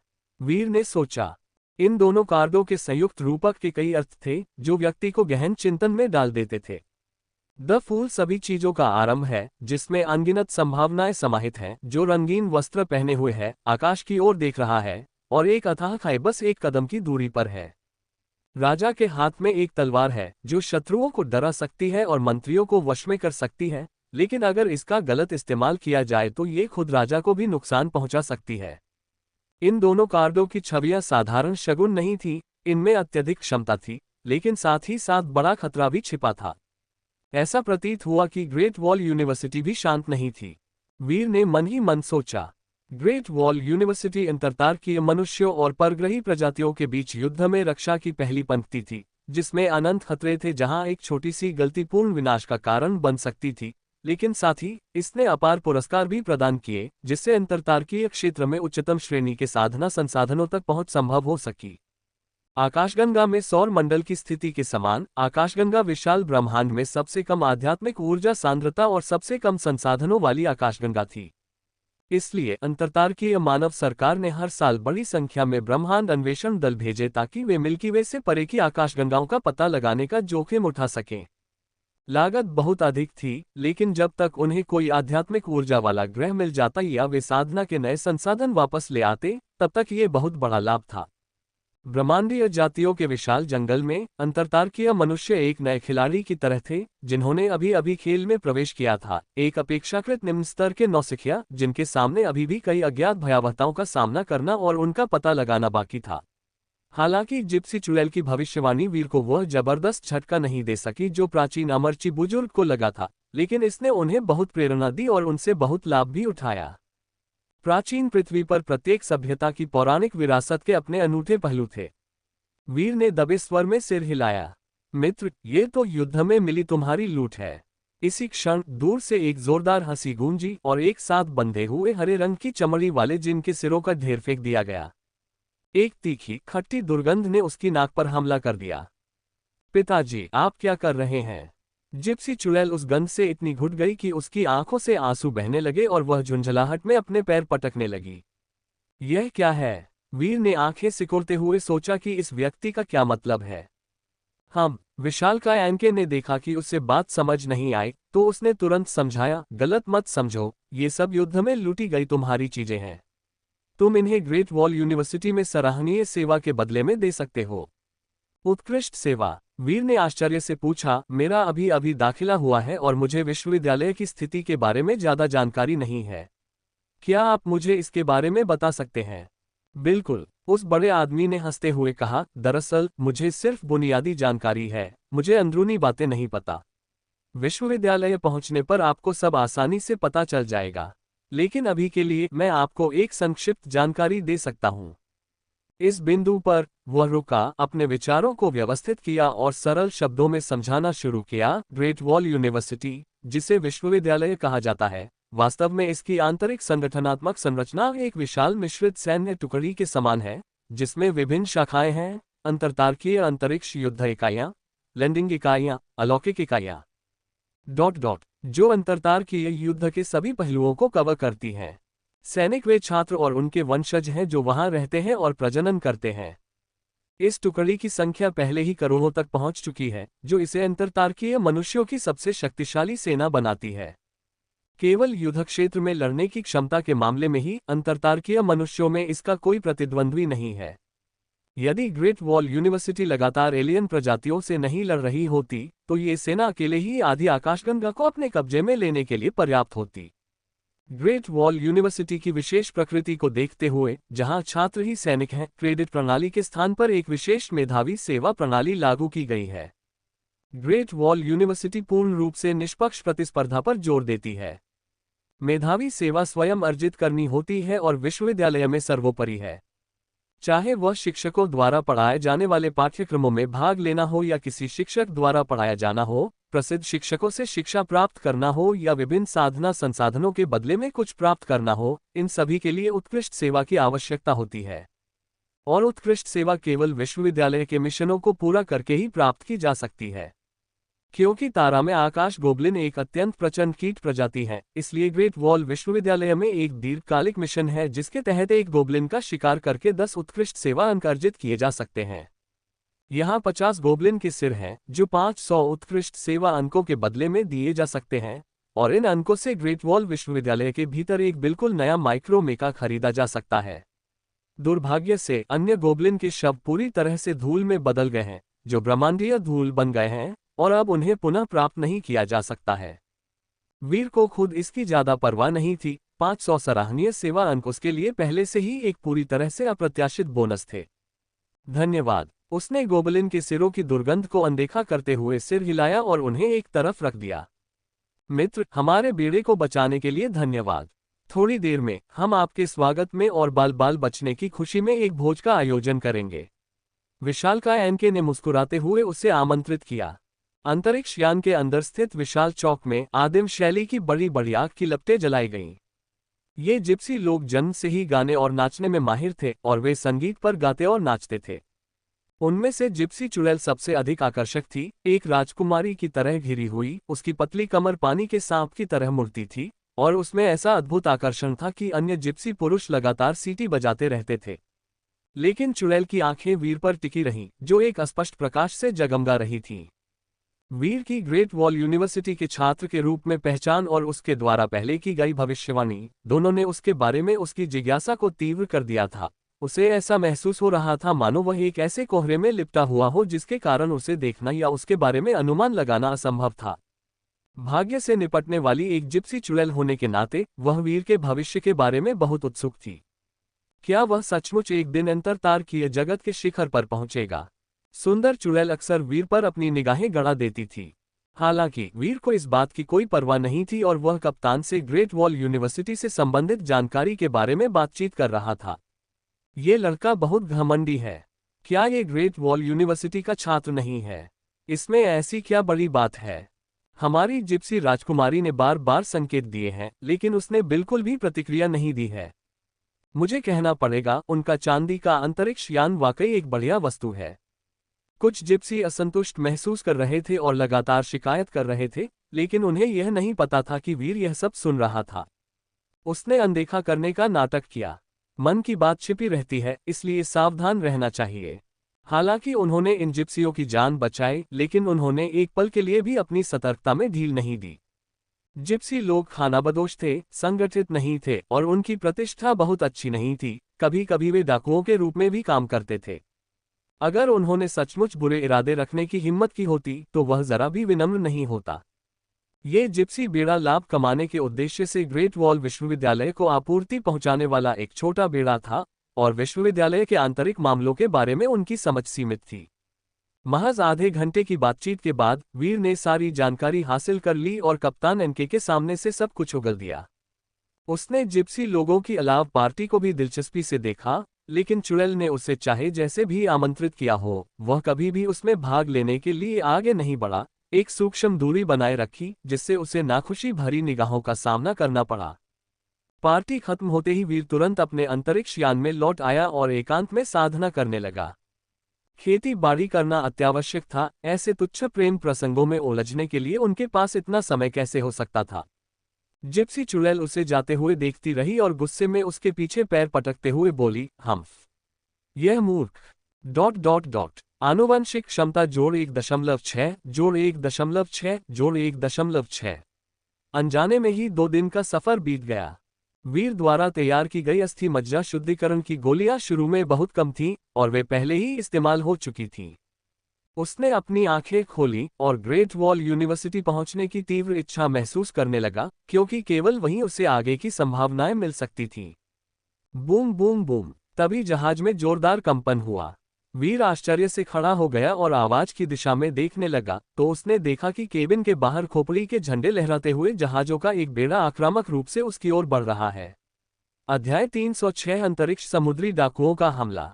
जल्दी गति बढ़ाओ और इन घृणित स्टार बैंडिट से पीछा छुड़ाओ, कैप्टन एनके ने कमांड रूम में जोर से चिल्लाया। केबिन में पहले से ही अफरा तफरी मची हुई थी। जिप्सी के कई क्रू सदस्य घबराए हुए थे, लेकिन अनुशासन में रहते हुए उन्होंने अंतरिक्ष यान की गति पूरी तरह बढ़ा दी। वीर केबिन के बाहर खड़ा होकर बाहर देखने लगा तो उसने देखा कि एक विशाल समुद्री डाकू अंतरिक्ष यान घनी आबादी के साथ उनका पीछा कर रहा है। ये अंतरिक्ष यान खोपड़ी के झंडे लेकर उड़ रहे थे और इनकी आभा भयंकर थी। Star bandits. जो लोग बुरे इरादे से आते हैं वे अच्छे नहीं होते, जो लोग अच्छे होते हैं वे बुरे इरादे से नहीं आते। वीर की आंखें गहरी थीं। भले ही मानव सभ्यता अभूतपूर्व स्तर तक विकसित हो गई हो, आकाशगंगा विशाल थी और अभी भी ऐसे कई स्थान थे जहां यह नहीं पहुंच पाई थी। ये स्टार बैंडिट आकाशगंगा के बाहरी किनारों पर सक्रिय अंतरतारकीय डाकू थे जो बेहद लालची थे। अगर ये जहाज सचमुच इनके चंगुल में आ गया तो इसका विनाश निश्चित था। जिप्सियों को अब जर्जर हो चुके जहाज के ढांचे की कोई परवाह नहीं थी और उन्होंने तेजी से अपनी गति बढ़ा दी। लेकिन समुद्री डाकुओं का जहाज स्पष्ट रूप से कहीं अधिक उन्नत था। उसका हैच खुला और अनगिनत विशालकाय रोबोट बाहर निकले, हवा को चीरते हुए खूंखार भेड़ियों के आकार में ऊर्जा तोपों से लैस होकर टूटे हुए जहाज को घेर लिया। अंदर मौजूद सभी लोग ध्यान से सुने। जहाज को तुरंत रोकें और अपनी सुरक्षा राशि का भुगतान करें, अन्यथा मैं आपके अंतरिक्ष यान के टुकड़े टुकड़े कर दूंगा। स्टार बैंडिट जहाज के अंदर से एक जोरदार धमकी भरा संकेत आया। ये देखकर कि अब वे स्टार बैंडिट्स के घेरे से बच नहीं सकते, कैप्टन एनके ने आह भरी और चिल्लाकर कहा, ऊर्जा भट्टी को बंद करो, तुरंत रोक दो। कैप्टन, आप ऐसा नहीं कर सकते। अगर हम स्टार बैंडिट्स के हाथों में पड़ गए तो हम बच नहीं पाएंगे। हम मरना नहीं चाहते। फादर एनके, भागो। हम भाग नहीं सकते। स्टार बैंडिट का जहाज हमारे जहाज से 3 पीढ़ियां ज्यादा उन्नत है। सब लोग चुपचाप यहीं डटे रहो। अगर तुम विरोध नहीं करोगे तो ज्यादा से ज्यादा तुम्हारी त्वचा की एक परत ही छिलेगी। स्टार बैंडिट अंधाधुंध लोगों को नहीं मारते, अगर सबको मार दिया गया तो वे आगे किसे लूटेंगे। बस यहीं डटे रहो, कैप्टन एनके ने शांत और गंभीर स्वर में कहा। चालक दल के सभी सदस्यों को लगा जैसे उन्हें भी समर्थन मिल गया हो और वे भी शांत हो गए। क्या हुआ? वीर पास आया और बेपरवाही से पूछा। कैप्टन एनके ने गहरी आवाज में कहा, हम अराजक तारा सागर में पहुंच गए हैं, जो आकाशगंगा के बाहरी किनारे पर स्थित एक अराजक क्षेत्र है जहां तारा डाकू बेखौफ घूमते हैं। हमने उनसे बचने की कोशिश की, लेकिन फिर भी वे हमें निशाना बना रहे हैं। सौभाग्य से इन तारा डाकुओं के अपने उसूल हैं, अगर हम अपने माल का 30% हिस्सा उन्हें सौंप देते हैं तो हम सुरक्षित रहेंगे। सावधान रहें, बाद में विरोध न करें, वरना तारा डाकुओं का घेराव शुरू हो जाएगा। समझ गया, वीर ने सिर हिलाया। हालांकि ये स्टार बैंडिट्स घृणित थे, लेकिन जब तक वे उसे उकसाते नहीं थे, वह और अधिक परेशानी पैदा नहीं करना चाहता था। इस समय ग्रेट वॉल यूनिवर्सिटी को आसानी से ढूंढना सबसे महत्वपूर्ण बात थी। उसने बड़ी मुश्किल से कॉस्मिक यूनिवर्सिटी में दाखिला लिया था। अगर वह दूसरों के मामलों में दखल देता और यूनिवर्सिटी जाने में देरी करता तो ये सचमुच मूर्खता होती। सैली, जल्दी करो और अंतरिक्ष यान के अंदर छिप जाओ। उन स्टार बैंडिट्स को तुम्हें देखने मत दो। एनके को अचानक कुछ सूझा, उसका चेहरा एकदम बदल गया और उसने झटपट अपनी बेटी सैली को छिपा लिया। बूम! केबिन का दरवाजा चौड़ा खुला और विशालकाय मशीनों का एक समूह अंतरिक्ष यान में दाखिल हुआ। 20 से अधिक नुकीले चेहरों वाले लोग बाहर निकले, जो विभिन्न प्रकार के युद्ध कवच पहने हुए थे और बुरे इरादों से आए थे। बुरे एनके, लगता है इस बार तुम्हारी फसल अच्छी हुई है ना? हमें देखकर तो तुम भागना चाहते थे, कहीं कर न चुका पाओगे। सरदार डाकू ने व्यंग्य करते हुए एनके के कंधे पर थपथपाया। एनके, एक लंबा चौड़ा और हट्टा कट्टा अधेड़ आदमी, अब स्टार बैंडिट के सामने गिड़गिड़ा रहा था, जरा भी विरोध करने की हिम्मत नहीं कर रहा था। कैप्टन हसिलो, आप मजाक कर रहे हैं। क्या मैंने आपके ब्लैक स्कल स्टार बैंडिट जहाज को पहचाना ही नहीं? पुराने नियमों के अनुसार माल का 30% हिस्सा तो जरूर दिया जाएगा। बाकी लोगों को इंटरस्टेलर यूनिवर्सिटी ले जाया जाएगा। कृपया कैप्टन, हमें इस बार छोड़ दीजिए। बुजुर्ग, खुद को समझदार समझो। अपने सामने कप्तान को जरा भी प्रतिरोध न करते देख स्टार बैंडिट हसिलो और भी ज्यादा आत्मसंतुष्ट हो गया। भाइयों, काम पर लग जाओ। ठीक है। वे स्टार बैंडिट्स गंभीर चेहरों के साथ तितर बितर हो गए और अंतरिक्ष यान की पूरी तरह से तलाशी लेकर सभी प्रकार की मूल्यवान वस्तुओं को लूट लिया। जिप्सी लोग आक्रोश से भरे हुए थे और अपनी नाराजगी जाहिर करने की हिम्मत नहीं कर रहे थे। स्टार बैंडिट हसिलो ये देखकर और भी अधिक प्रसन्न हो गया। वीर भीड़ में छिपा हुआ था और ठंडी निगाहों से ये दृश्य देख रहा था। मुझे छोड़ दो! हैरानी भरी चीख। एनके के चेहरे का भाव तुरंत पूरी तरह बदल गया। दरअसल साली को 2 स्टार बैंडिट्स ने पकड़ लिया और अंतरिक्ष यान के निचले हिस्से से बाहर खींच लिया। अरे, क्या ये साली नहीं है? लड़कियां बड़ी होकर बहुत बदल जाती हैं। बहुत दिनों बाद देखा, मुझे उम्मीद नहीं थी कि तुम इतनी खूबसूरत हो गई हो। हसीलो ने अपने होंठ चाटे, उसकी निगाहें ललचाई हुई थीं और वह पास आ गया। बूढ़े एनके, आपकी बेटी फूल की तरह सुंदर है। क्या आप सचमुच उसे इस टूटे फूटे जहाज पर रखना चाहते हैं और इन चापलूसों से उसकी शादी करवाना चाहते हैं? क्यों ना आप अपनी बेटी को मेरे साथ आने दें? भविष्य में मैं आपसे माल का 10वां हिस्सा कम लेने का फैसला करूंगा। नहीं, आधा हिस्सा कम कैसा रहेगा? उसकी आंखें बुरी मंशाओं से घूम उठीं। पापा, मुझे बचाओ! ये सुनकर साली ने तुरंत घबराकर चिल्लाया। साली को छोड़ दो। तुम्हारी हिम्मत कैसे हुई? मैं तुमसे लड़ूंगा। वे जिप्सी क्रोधित हो गए। उन्होंने टोस्ट लेने से इनकार कर दिया और सजा को चुना। हसिलो ने अपने अधीनस्थों को इशारा करते हुए लगातार व्यंग्य किया। स्टार बैंडिट के वे अधीनस्थ तुरंत भेड़ियों और बाघों की तरह टूट पड़े। Bang bang bang! इन कुशल और साधनाशील स्टार डाकुओं के सामने जिप्सी लोग वध के लिए लाए गए मेमनों की तरह थे। एक के बाद एक वे ढेर होते चले गए। बूढ़े आदमी, मैं तुम्हें सलाह देता हूं कि मेरी बात मानो, वरना मुझे दोष मत देना। हसिलो ने एनके के चेहरे पर थपथपाया। उसकी धमकी में जान से मारने का प्रबल इरादा झलक रहा था, मानो उसने उसे पूरी तरह से घेर लिया हो। एनके के चेहरे पर संघर्ष के भाव थे और वह काफी देर तक प्रतिरोध का एक शब्द भी नहीं बोल सका। साली का चेहरा निराशा से भरा हुआ था। उसने वीर की ओर आशा की आखिरी किरण भी डाली, लेकिन उसे केवल एक ठंडा चेहरा ही दिखाई दिया और वह पूरी तरह से निराश हो गई। हा हा हा हा, साली, अब से तुम मेरे साथ रहोगी। मैं तुम्हारे साथ बुरा बर्ताव नहीं करूंगी। हसीलो ने उसके रोते हुए चेहरे को देखा और वह गर्व और जीत के भाव से मुस्कुराए। बॉस, हमें एक नए प्रकार का अंतरिक्ष यान मिला है। तभी एक स्टार बैंडिट दूर से दौड़ता हुआ आया और उत्साह से चिल्लाया, यह अंतरतारकीय अंतरिक्ष यान का नवीनतम मॉडल है, बहुत बढ़िया। इस स्टार डोमेन में आपको दूसरा ऐसा यान नहीं मिलेगा। अरे बूढ़े एनके, मुझे उम्मीद नहीं थी कि इस बार आपकी फसल इतनी अच्छी होगी। और तो और, आप इतनी बढ़िया चीज की तस्करी भी कर पाए, वाह। यह नया अंतरिक्ष यान साली का दहेज होगा। ससुर होने के नाते आप जरा भी संकोच नहीं कर सकते। ये सुनकर हसीलो जोर से हंस पड़ा। एक खूबसूरत लड़की और एक नए प्रकार का अंतरिक्ष यान पाकर उसे इतनी बड़ी फसल कहां से मिल सकती थी। नहीं, एनके ने हैरानी से कहा, यह हमारे बेड़े का नहीं है। अगले ही पल हसीलो के चेहरे का भाव एकदम बदल गया। उसने एक जोरदार मुक्का मारा जिससे हवा में एक जोरदार प्रहार हुआ और एनके हवा में उड़ गया। PAT PAT PAT. वह चलकर आया, एनके के चेहरे पर अपना पैर रखा और बार बार उसे जमीन पर पटका। बोलने से पहले अच्छी तरह सोच लो। मुझे एक और ना नहीं सुननी है, वरना तुम्हें पता भी नहीं चलेगा कि तुम्हारी मौत कैसे हुई। एनके का चेहरा पीला पड़ गया था और वह खून की उल्टी कर रहा था, बोलने में असमर्थ था। कोई साली को वापस समुद्री डाकू के जहाज पर ले जाओ और उस नए प्रकार के अंतरिक्ष यान को यहां से हटाओ। हसीलो जोर से हंसा और दहाड़ते हुए स्टार बैंडिट्स के एक समूह को अपने साथ ले गया। स्विश, एक काली आकृति तेजी से बाहर निकली। 3 स्टार बैंडिट्स ने प्रतिक्रिया भी नहीं दी थी कि वे पल भर में हवा में उड़ गए। उनकी छाती धंस गई, स्पष्ट रूप से वे जीवित नहीं थे। कौन है? हसीलो ने आश्चर्य से कहा। अगले ही पल उसने अपनी आंखों के सामने हाथों का एक जोड़ा देखा। वीर का चेहरा बर्फ की तरह ठंडा था। वो स्टार बैंडिट्स के इस समूह को ऐसे देख रहा था मानो वे मरे हुए लोग हों, और उसके चेहरे पर हत्या का भाव भरा हुआ था। अध्याय 307, सभी का वध करना। क्या? हसीलो की आंखें कांप उठी। उसके नुकीले पंजे खतरनाक ढंग से चमक उठे और उसकी जानलेवा मंशा दूर से ही उस पर टिकी हुई थी। पंजे का ये हमला अपरिहार्य था। उसके मन में जानलेवा हत्या का इरादा जागृत हुआ और उसका शरीर कांपने लगा। नहीं, मैं मरना नहीं चाहता।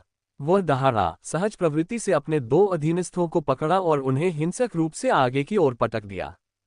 कश, उसके पंजे कस गए और दोनों अंतरतारकीय समुद्री डाकू चीख भी नहीं पाए इससे पहले कि उनके गले कुचल दिए गए और वे मर गए। उसे मार डालो, हसीलो दहाड़ा, लेकिन वह खुद तेजी से पीछे हट गया, इस डर से कि वह समय रहते इससे बच नहीं पाएगा।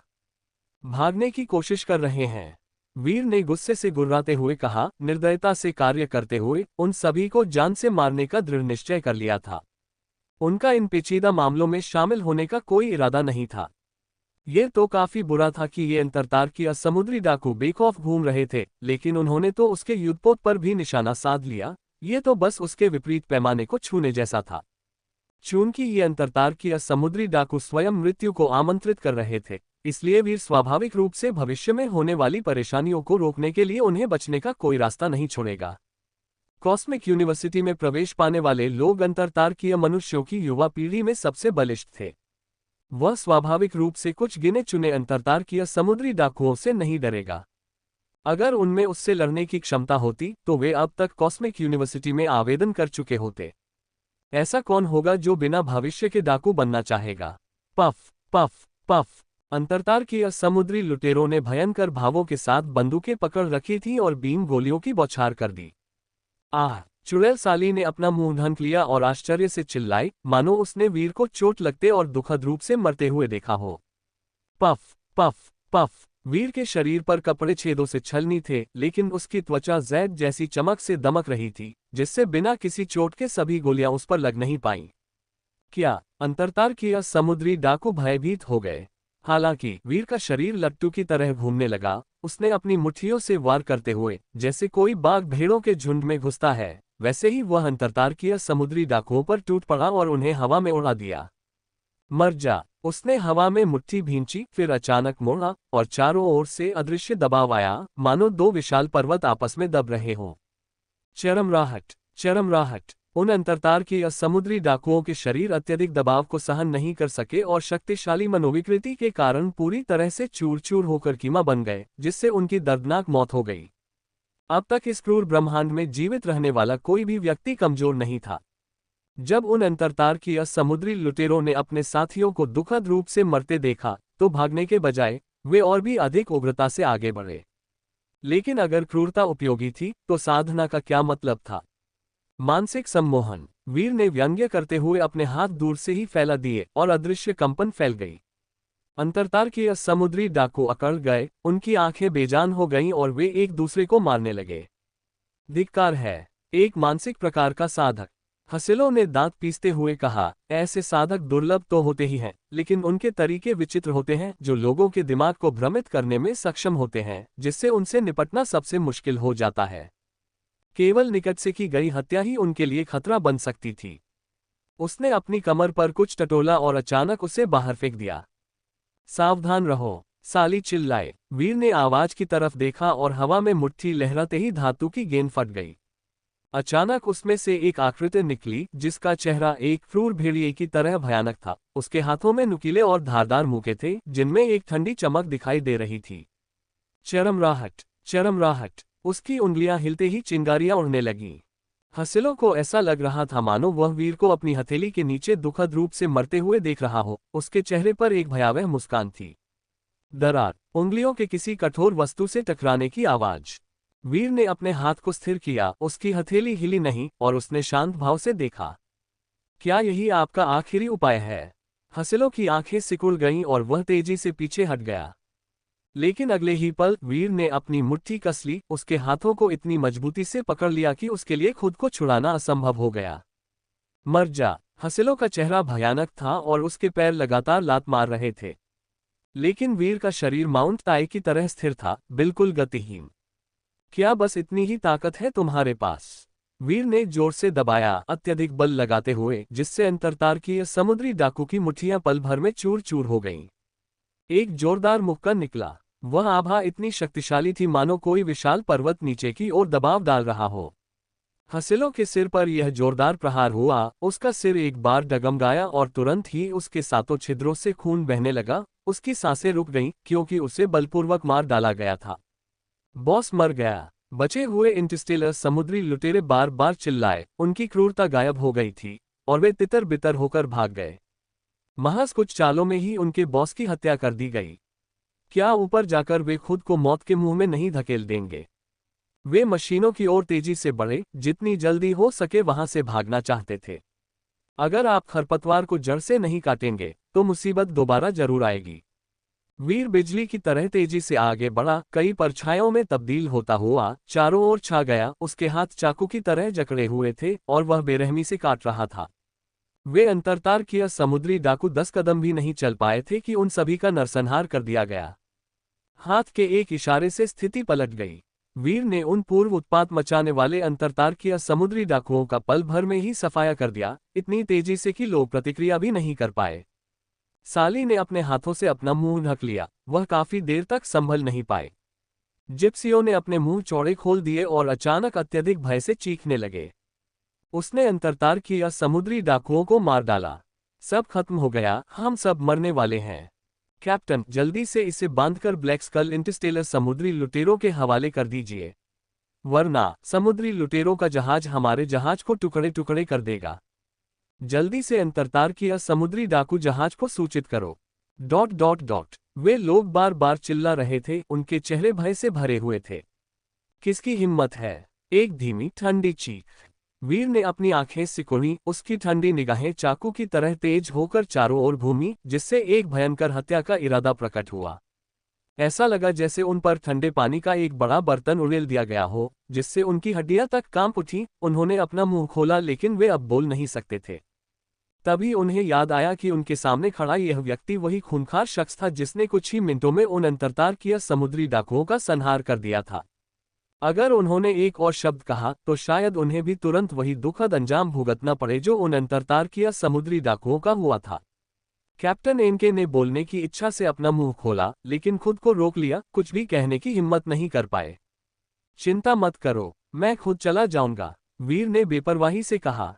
ये जिप्सी तो उसकी छोटी सी यात्रा में महज अस्थायी राहगीर थे, बत्तख के पत्तों की तरह कमजोर, डरपोक और मुसीबत से घबराने वाले। अंतरिक्षीय समुद्री लुटेरों के अत्याचार का सामना करते हुए उन्होंने पलटवार करने का साहस नहीं किया, बल्कि चुपचाप अपमान सहते रहे। फिर भी डाकुओं के मारे जाने के बाद वे बार बार चीखने लगे, मजबूत दिल के बिना कमजोर हमेशा कमजोर ही रहेगा। वीर को जितनी अधिक कुरूपता दिखाई देती थी, उतना ही उसे समझ में आता था कि उसे अपने मार्ग पर कैसे चलना चाहिए। वीर को स्वेच्छा से जाने की पेशकश करते देख कैप्टन एनके का चेहरा खुशी से चमक उठा, लेकिन फिर उन्हें कुछ याद आया और उन्होंने गहरी आवाज में पूछा, तुम क्या चाहते हो? पिताजी, ये सुनकर चुड़ैल साली तुरंत चिंतित हो गई। कुछ मत बोलो, एनके ने अपने गुस्से को दबा लिया। साली के आंसू एक एक करके बहने लगे। उसके पिता ने उससे कभी इतनी सख्ती से बात नहीं की थी, यहाँ तक कि जब अंतर्तार्कीय समुद्री लुटेरों ने लगभग उसका अपहरण कर लिया था, तब भी उन्होंने उसे बचाने के लिए इस तरह कुछ नहीं कहा था। ग्रेट वॉल यूनिवर्सिटी का नाविक, वीर ने उदासीनता से कहा। ठीक है, ये लो। एनके कुछ पल चुप रहा, फिर बोला, कैप्टन, जिप्सियों ने घबराकर चिल्लाया। हम। वीर की निगाहें चारों ओर घूमी, उसके होठों पर एक गहरी ठंडी मुस्कान तैर रही थी। अंतरिक्षीय समुद्री डाकुओं को मारने के बाद इन लोगों ने अपना सामान बचा लिया, और वे चाहते हैं कि मैं ऐसे ही चला जाऊं। इस दुनिया में चीजें इतनी सरल कैसे हो सकती हैं?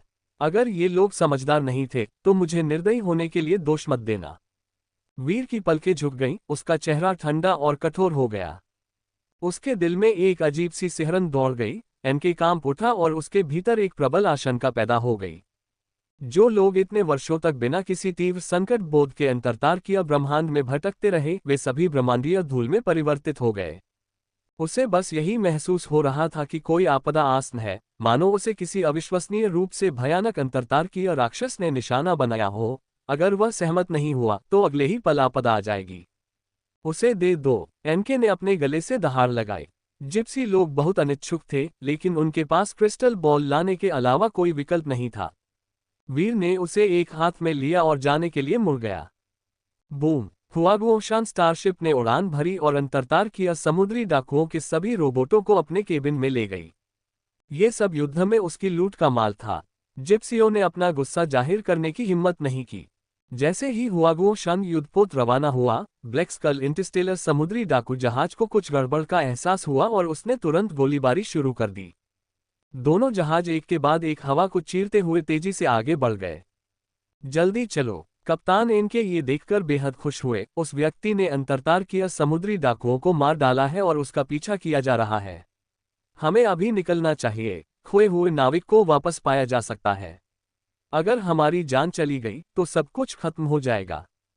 कप्तान तो बुद्धिमान है, जिप्सियों ने अचानक समझ आने के भाव से मुस्कुराते हुए प्रतिक्रिया दी। चुड़ैल साली को यह दृश्य बेहद विडंबनापूर्ण लगा। उसकी आंखें उस दिशा में खाली निगाहों से टकटकी लगाए हुए थी जहां से वीर गया था। एक दिन मैं भी तुम्हारी तरह बनना चाहता हूं, जो अपनी किस्मत का खुद मालिक हो। अध्याय 308 भयंकर अंतरिक्ष युद्ध, दूसरा अपडेट।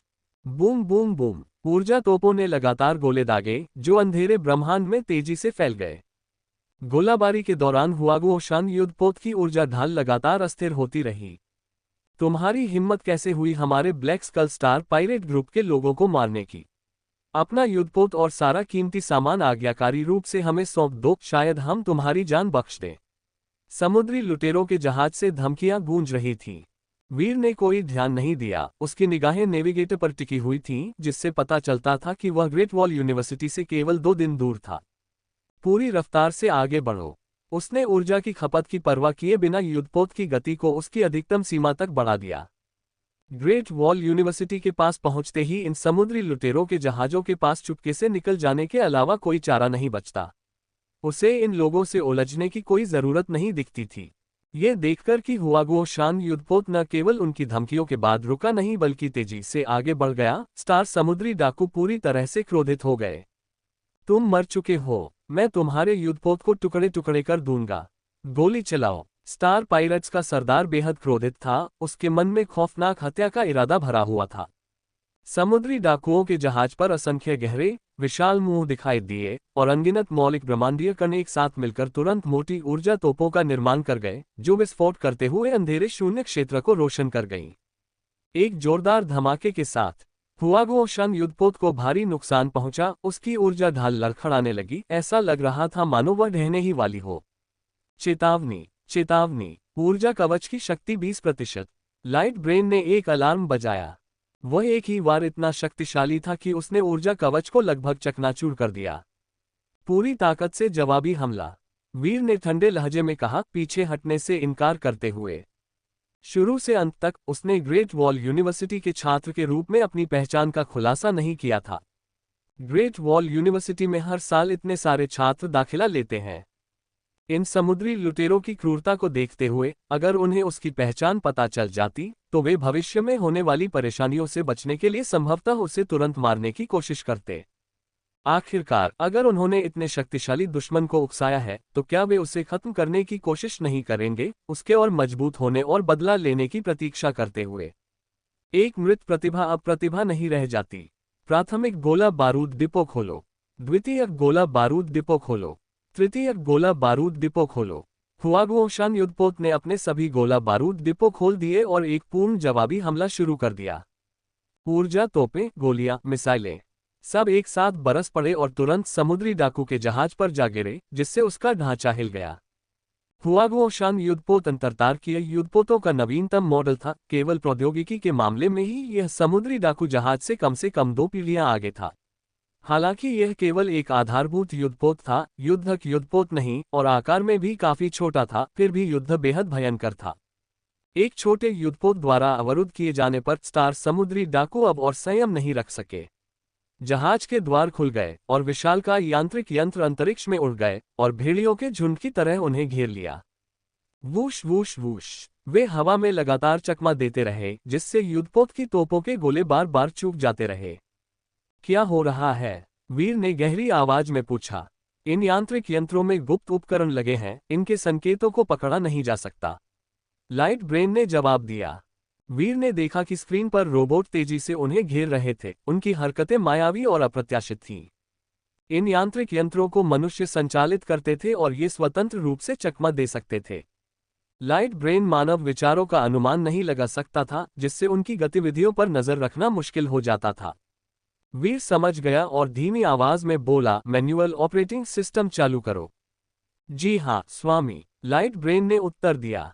वीर कॉकपिट में दाखिल हुआ, उपकरण पहने और जैसे ही वह सक्रिय हुआ, उसकी दृष्टि बाहर की ओर फैल गई, मानो वह स्वयं ब्रह्मांड में खड़ा हो, 360 डिग्री में कोई अंधापन न हो और युद्धपोत के साथ एक हो गया हो।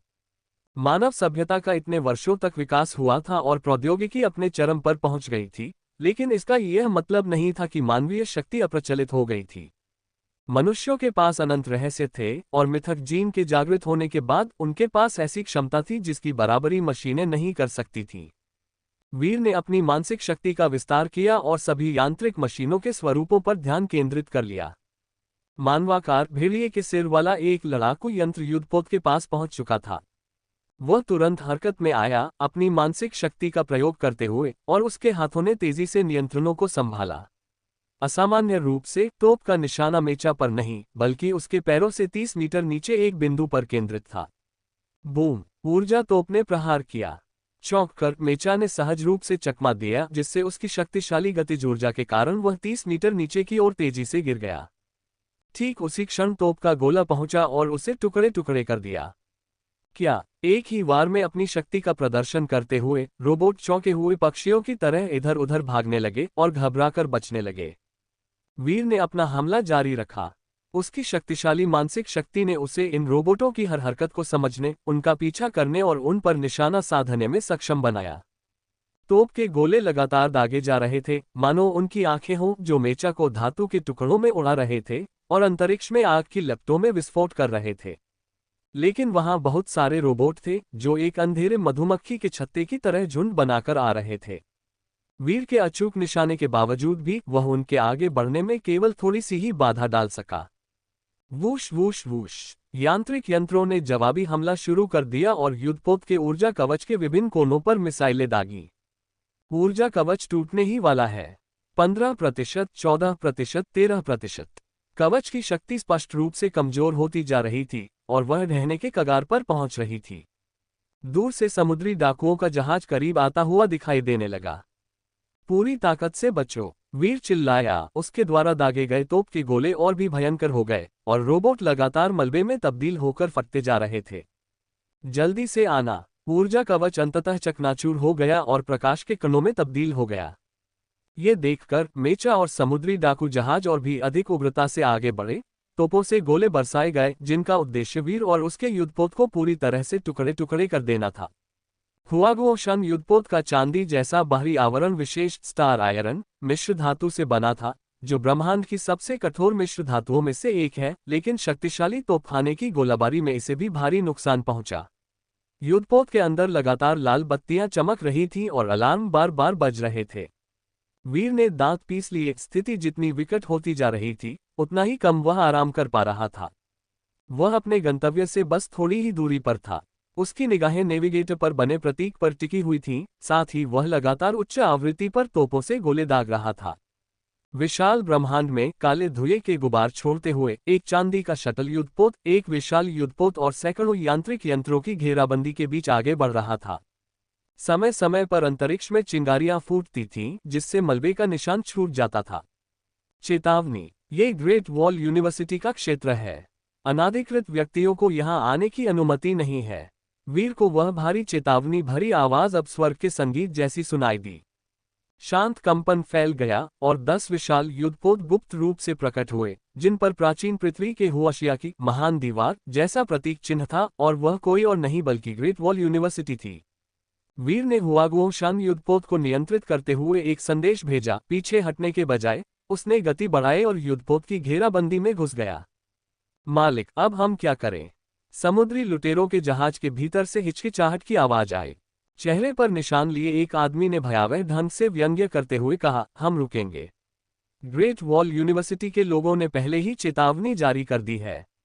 अगर ये लड़का फिर भी अंदर घुसने की हिम्मत करता है तो वह सीधे मौत को दावत दे रहा है। उसकी हंसी अभी खत्म भी नहीं हुई थी कि अगले ही पल उसके चेहरे के भाव एकदम बदल गए। ग्रेट वॉल यूनिवर्सिटी के एक युद्धपोत ने अपना हैच खोला, जिससे चांदी के रंग का शटल युद्धपोत अंदर प्रवेश कर सके और उसके अंदर डॉक कर सके। क्या ग्रेट वॉल यूनिवर्सिटी ने उस पर हमला नहीं किया? क्या ऐसा हो सकता है कि वह ग्रेट वॉल यूनिवर्सिटी का एक छात्र? समुद्री डाकुओं का जहाज काफी देर तक शांत रहा। वातावरण बेहद तनावपूर्ण था। अगर ऐसा सचमुच होता तो क्या उनकी लंबी खोज और इतने सारे मेचाओं का नुकसान व्यर्थ नहीं हो जाता? बूम! कई आकृतियों को मानो क्रोध के आवेश में आकर बाहर फेंक दिया गया। समुद्री डाकुओं के सरदार की प्रचंड दहाड़ युद्धपोत में लगातार गूंजती रही। तुम बस इंतजार करो, मैं तुम्हें कभी जाने नहीं दूंगा। अध्याय 309 अंधेरी दीवार। अंतरिक्ष यान अभी अभी उतरा था। काले और सुनहरे रंग की वर्दी पहने लोगों के एक समूह ने इसे घेर लिया था। उनके कद भाले की तरह लंबे और सीधे थे। वे अजगर और बाघ के शक्तिशाली कदमों से चल रहे थे और उनसे एक तीक्ष्ण सक्षम ऊर्जा निकल रही थी जो आम लोगों से कहीं अधिक थी। वे छात्रों से ज्यादा सैनिकों जैसे लग रहे थे। हालांकि ग्रेट वॉल यूनिवर्सिटी एक विश्वविद्यालय थी, लेकिन यह एक स्वतंत्र सेना भी थी। वीर, क्या तुम ग्रेट वॉल यूनिवर्सिटी में अभी अभी दाखिला लेने वाले नए छात्र हो? छात्रों का दल सतर्कता से उसे घेरे खड़ा था। एक अदृश्य दबाव वीर पर मंडरा रहा था। अगर उसने जरा सी भी हरकत की तो वे तुरंत गरजते हुए बल से उस पर हमला कर देंगे और वीर को मौत के घाट उतार देंगे। ये सभी महान कृषक थे। वीर को उच्च स्तर के लोगों का दबाव महसूस हो रहा था, जिसमें नेता का दबाव सबसे तीव्र था। ये पूर्वी मूल का लाल बालों वाला व्यक्ति था, जिसका चेहरा संगमरमर की मूर्ति की तरह सुंदर था और उससे एक अनकही सत्ता का आभास होता था। वह आभा ज्वाला की तरह प्रचंड थी, मानो ब्रह्मांड में ऊंचाई पर स्थित सूर्य असीम प्रकाश और ऊष्मा विकीर्ण कर रहा हो। एक महान मास्टर स्तर का अंतरतार किया साधक। क्या इसका मतलब यह नहीं है कि इस व्यक्ति की जीवन शक्ति 10,000 के पार पहुंच गई है? ग्रेट वॉल यूनिवर्सिटी से यही उम्मीद थी। ये ब्रह्मांड के 10 सर्वश्रेष्ठ विश्वविद्यालयों में से एक है। वीर ने मन ही मन सिर हिलाया और उसे धीरे धीरे यह एहसास होने लगा कि यहां आकर उसने सही फैसला लिया है। केवल छात्रों की एक टीम में ही इस प्रकार की साधना थी। इस तरह का नजारा विशाल अंतरतारकीय ब्रह्मांड में भी दुर्लभ था। यहां उसे अपना भविष्य का मार्ग मिल सकता था। बिल्कुल सही। वीर ने शांत भाव से अपनी पूरी छात्र जानकारी सौंप दी। लाल बालों वाले व्यक्ति द्वारा इसे स्वीकार करने के बाद उसने तुरंत इसकी पुष्टि की। अचानक जैसे उसे कुछ पता चला हो और उसने गहरी आवाज में कहा, क्या तुम ग्रेटकिन अंतरिक्ष यान दुर्घटना के जीवित बचे हो? ग्रेट किन उस अंतरिक्ष यान का नाम था जिस पर वीर पहले ग्रेट वॉल यूनिवर्सिटी के लिए सवार हो चुका था। वीर ने सिर हिलाकर कहा, हाँ। लाल बालों वाले उस आदमी की आंखें पल भर में तेज हो गईं, चाकू की तरह तीक्ष्ण, वीर को घूरती हुई, मानो उसके शरीर को भेद देना चाहती हो। वीर का शरीर तनावग्रस्त हो गया, उसे लगा कि कुछ गड़बड़ है। उसने दूसरे पक्ष से तीव्र शत्रुता और सतर्कता का आभास किया। जैसे कुछ सोचते हुए लाल बालों वाले व्यक्ति का चेहरा नरम पड़ गया, फिर शांत हो गया और उसके चेहरे पर मुस्कान आ गई। उसने हाथ बढ़ाते हुए कहा, स्कूल में आपका स्वागत है। मुझे बिल्कुल उम्मीद नहीं थी कि कोई उस दुर्घटना में अकेले बच पाएगा। मैं तो अपना आपा ही खो बैठा था। अब आप हमारे साथ वापस चलिए। आपको पता होना चाहिए कि आपके साथी जो बच गए हैं, वे पहले ही ग्रेट वॉल यूनिवर्सिटी पहुंच चुके हैं। उसने अर्थपूर्ण ढंग से कहा, फिर वह और उसके साथी वीर को अंतरिक्ष यान के अंदर एक निजी कमरे में ले गए। इसे एस्कॉर्ट कहा जाता था, लेकिन यह एक आशंका की तरह महसूस होता था। हालांकि वीर की व्यक्तिगत स्वतंत्रता प्रतिबंधित नहीं थी, लेकिन उसे केवल अंतरिक्ष यान के डेक पर घूमने की अनुमति थी और वह अन्य गुप्त क्षेत्रों में प्रवेश नहीं कर सकता था। वीर को कोई आपत्ति नहीं थी और वह शांति से आराम कर रहा था। ग्रेट वॉल यूनिवर्सिटी का अंतरिक्ष यान गश्त पर प्रतीत हो रहा था। काफी देर तक चक्कर लगाने के बाद 3 दिन बीत गए। अंतरिक्ष यान के अंदर अलार्म बजने लगा। अंतरिक्ष यान वापस लौटने वाला है। ग्रेट वॉल यूनिवर्सिटी में आपका स्वागत है। अंतर्तारकीय मनुष्यों का सबसे मजबूत किला। वीर ने अपनी आंखें खोली, बाहर निकला और जैसे ही उसने ऊपर देखा, वह तुरंत वहीं रुक गया। असीम अंधकार में अंतरिक्ष प्रकाशित हो उठा। आकाश में एक शानदार तारा नदी उल्टी लटकी हुई थी, घुमावदार और मुड़ती हुई, मानो मिल्की वे आकाशगंगा में मनुष्यों की रक्षा करने वाली एक महान दीवार हो। वीर अत्यंत शांत स्वभाव का होने के बावजूद जिस क्षण उसने स्टार रिवर की इस विशाल दीवार को देखा, उसका मन व्याकुल हो गया और उसे अपने सामने देखी गई हर चीज का वर्णन करना मुश्किल लगा। चीन की महान दीवार इतनी विशाल थी, मानो ब्रह्मांड में फैला हुआ एक विशालकाय अजगर हो, जो अनिश्चित दूरी तक फैला हुआ हो। जहां तक नजर जाती थी, चारों ओर चीन की विशाल दीवार ही दिखाई देती थी, अंधेरे को रोशन करती हुई, सभ्यता की रक्षा करती हुई। ध्यान से देखने पर विशाल दीवार पर किले बने हुए थे, जो अनंत प्रकाश और ऊष्मा उत्सर्जित कर रहे थे और अलग अलग तारों से रूपांतरित हुए थे। लोहे की शहर की दीवारें तारों के अंतर्तारकीय क्षेत्र में फैली हुई जंजीरों की तरह तारों को जोड़ती हुई एक सतत विशाल दीवार का निर्माण कर रही थी। यदि प्रौद्योगिकी अपने चरम पर विकसित हो जाए, तो वह किसी भी अलौकिक शक्ति से कम शक्तिशाली नहीं होगी। ये सार्वभौमिक तकनीक इतनी उन्नत है कि शक्तिहीन नश्वर प्राणी भी इससे समझ सकते हैं और दुनिया को बदल सकते हैं। तारों को किलेबंदी के रूप में इस्तेमाल करने से लौह की महान दीवार को ऊर्जा की निरंतर आपूर्ति मिलती रही। तारकीय तूफान उठते थे, जो कभी कभी आकाश में लाल ड्रैगन की तरह नाचते और दहाड़ते हुए दिखाई देते थे, लेकिन वे मोटी क्रिस्टल ढालों से घिरे हुए थे, ऊर्जा में परिवर्तित हो गए, एक भी अंश व्यर्थ नहीं गया। प्रकृति की अपार शक्ति को पूरी तरह से वश में कर लिया गया, जो वास्तव में एक चमत्कारिक उपलब्धि थी। स्टार रिवर, ग्रेट वॉल, काला रात का आकाश और प्रकाश और ऊष्मा उत्सर्जित करने वाले वे तारे इस अनंत ब्रह्मांड की अंतिम रक्षा का निर्माण करते हैं, जो मानव सभ्यता की रक्षा करते हैं। ग्रेट वॉल किले ने बहुत सारे खूनी युद्ध देखे थे, जिसके कारण इसमें भारी मात्रा में दुष्ट ऊर्जा ईविल क्यूई जमा हो गई थी, जो संभवतः करोड़ों में होगी। वीर ने इसके भीतर एक अत्यंत शक्तिशाली इरादे का भी पता लगाया, जिसने स्टार इंटरस्टेलर को दबा दिया, शून्य क्षेत्र को विकृत कर दिया और प्रकाश को अस्त व्यस्त कर दिया, जो कम से कम 10 लाख किलोमीटर तक फैला हुआ था। कितना शक्तिशाली दबाव है! कौन सा क्षेत्र! ये तो बिल्कुल अकल्पनीय था। एक देवता की तरह, एक दानव की तरह। ये है अंधेरी महान दीवार। उसके बगल से एक गहरी आवाज आई। कुछ देर बाद लाल बालों वाला आदमी चलकर ग्रेट वॉल की ओर आया और उसे निहारने लगा। उसकी आंखों में कट्टरता और श्रद्धा का भाव भरा हुआ था। क्या आप जानते हैं, जब हम मनुष्य आशा से भरे हुए सौरमंडल से निकले थे, तब परग्रही प्रजातियों ने हमारा नरसंहार कर दिया था और हम अपने पैतृक सौरमंडल को भी लगभग बचा नहीं पाए थे। अनगिनत वरिष्ठों ने रक्तपात करके उन परग्रही प्रजातियों का एक एक करके नाश किया, उन्हें आकाशगंगा से बाहर निकाल दिया और इस भव्य विशाल दीवार का निर्माण किया, जो अंधकार में ब्रह्मांड को रोशन करती है। ये केवल मानव सभ्यता की रक्षा करने वाली दीवार नहीं है, बल्कि अंतरिक्ष में खड़ा एक प्रकाशस्तंभ भी है। मनुष्य चाहे आकाशगंगा से कितनी भी दूर चले जाएं, जब वे पीछे मुड़कर इस विशाल दीवार को देखेंगे, तो उन्हें घर का रास्ता मिल जाएगा। वीर ने चुपके से सिर हिलाया। दरअसल प्राचीन पृथ्वी युग की महान दीवार प्राचीन चीन द्वारा विदेशी आक्रमणों का सामना करने के लिए बनाई गई एक सीमा दीवार थी। चून की इस अंतरतारकीय किले का नाम महान दीवार रखा गया था, इसलिए इसका अर्थ भी स्वाभाविक रूप से वही था, आकाशगंगा के बाहर एक लोहे का किला बनाना, अंतरतारकीय मनुष्यों की सुरक्षा करना, और यह सब सभ्यता की निरंतरता के लिए आवश्यक था। अंतरतारकीय मनुष्यों के लिए भी इतनी विशाल परियोजना के लिए अनगिनत वरिष्ठ मानवों के रक्त और जीवन की आवश्यकता थी। यह विशाल दीवार देखने में तो स्टील की बनी लगती थी, लेकिन भला इस पर मांस और खून के ढेर क्यों नहीं लगे होंगे? क्या आपको वे अलग अलग स्टेल फोर्ट्रेस दिखाई दे रहे हैं? लाल बालों वाले व्यक्ति ने आगे कहा, हर किला हमारे विश्वविद्यालय के एक कॉलेज का प्रतिनिधित्व करता है, और यहाँ पढ़ाया जाने वाला विषय अलग अलग है। ग्रेट वॉल यूनिवर्सिटी एक सैन्य अकादमी है जिसका उपयोग एलियन प्रजातियों के साथ निरंतर युद्ध के लिए किया जाता है। हम जो पढ़ाते हैं वह मिल्की वे गैलेक्सी के उन कमजोर विश्वविद्यालयों से बिल्कुल अलग है। वह अकादमी अंतरिक्ष युद्ध में कुशल इंटरस्टेलर वॉरियर्स को प्रशिक्षित करती है, जिसे आगे मेका विभाग, शिप विभाग और सबसे बड़े स्टार कॉम्बैट विभाग में विभाजित किया गया है। दूसरी ओर जीन अकादमी मिथ जीन से संबंधित सभी विषयों का अध्ययन करती है, gene pharmacist, gene hypnotist, gene mechanics. हर संभव विषय प्रत्येक की अपनी अनूठी श्रृंखला है और यहाँ पढ़ाया जाने वाला विषय भी बहुत भिन्न है।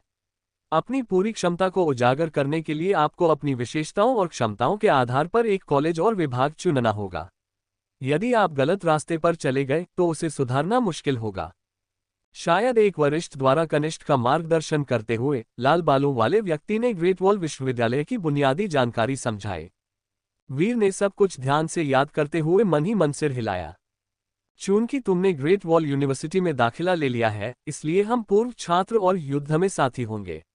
मुझे उम्मीद है कि भविष्य में हम मानवता की रक्षा करते हुए युद्ध के मैदान में कंधे से कंधा मिलाकर खड़े होंगे। लाल बालों वाले व्यक्ति ने वीर के कंधे पर थपथपाते हुए अर्थपूर्ण ढंग से कहा, फिर मुड़कर चला गया। वीर मुस्कुराया, सिर हिलाया और तारा नदी पर बनी विशाल दीवार को खाली निगाहों से देखता रहा। Great wall university. ताली बजाओ, ताली बजाओ, ताली बजाओ। तेजी से कदमों की एक श्रृंखला सुनाई दी और आगे चलने वाले व्यक्ति के कदमों की आवाज वास्तव में लाल बालों वाले आदमी की ही थी। वापस पैदल जा रहे हो? वीर ने मन ही मन भौहें चढ़ाई। वहां और लोग क्यों थे? वह शांत भाव से मुड़ा और पीछे की ओर देखा। उसने देखा कि लाल बालों वाले आदमी का चेहरा पीला पड़ गया था और वह किसी समय बेहद बदसूरत हो गया था। वीर, तुम पर भूतकुल का मानव गद्दार होने का आरोप लगाया गया है और अब तुम्हें गिरफ्तार किया जाता है। यदि तुमने विरोध करने की हिम्मत की तो तुम्हें निर्दयता से मार डाला जाएगा। अध्याय 310 एक अप्रत्याशित आपदा। मैं एक मानव गद्दार हूं। वीर स्तब्ध रह गया, उसका हृदय स्वभाव पल भर में धराशायी हो गया। ये शब्द अच्छा नहीं था। इसका तात्पर्य उन मनुष्यों से था जिन्होंने मानवता के साथ विश्वासघात किया था और अंतरतारकीय जातियों का साथ दिया था, जो अंतरतारकीय जगत में सबसे बड़ा अपराध था। पकड़े जाने पर किसी को भी बिना किसी जिम्मेदारी के कहीं भी फांसी दी जा सकती थी और इसके बदले सरकार से भारी पुरस्कार प्राप्त होते थे। बहस करने की कोई जरूरत नहीं। अब तुम एक संदिग्ध हो, बस अदालत के फैसले का इंतजार कर रहे हो।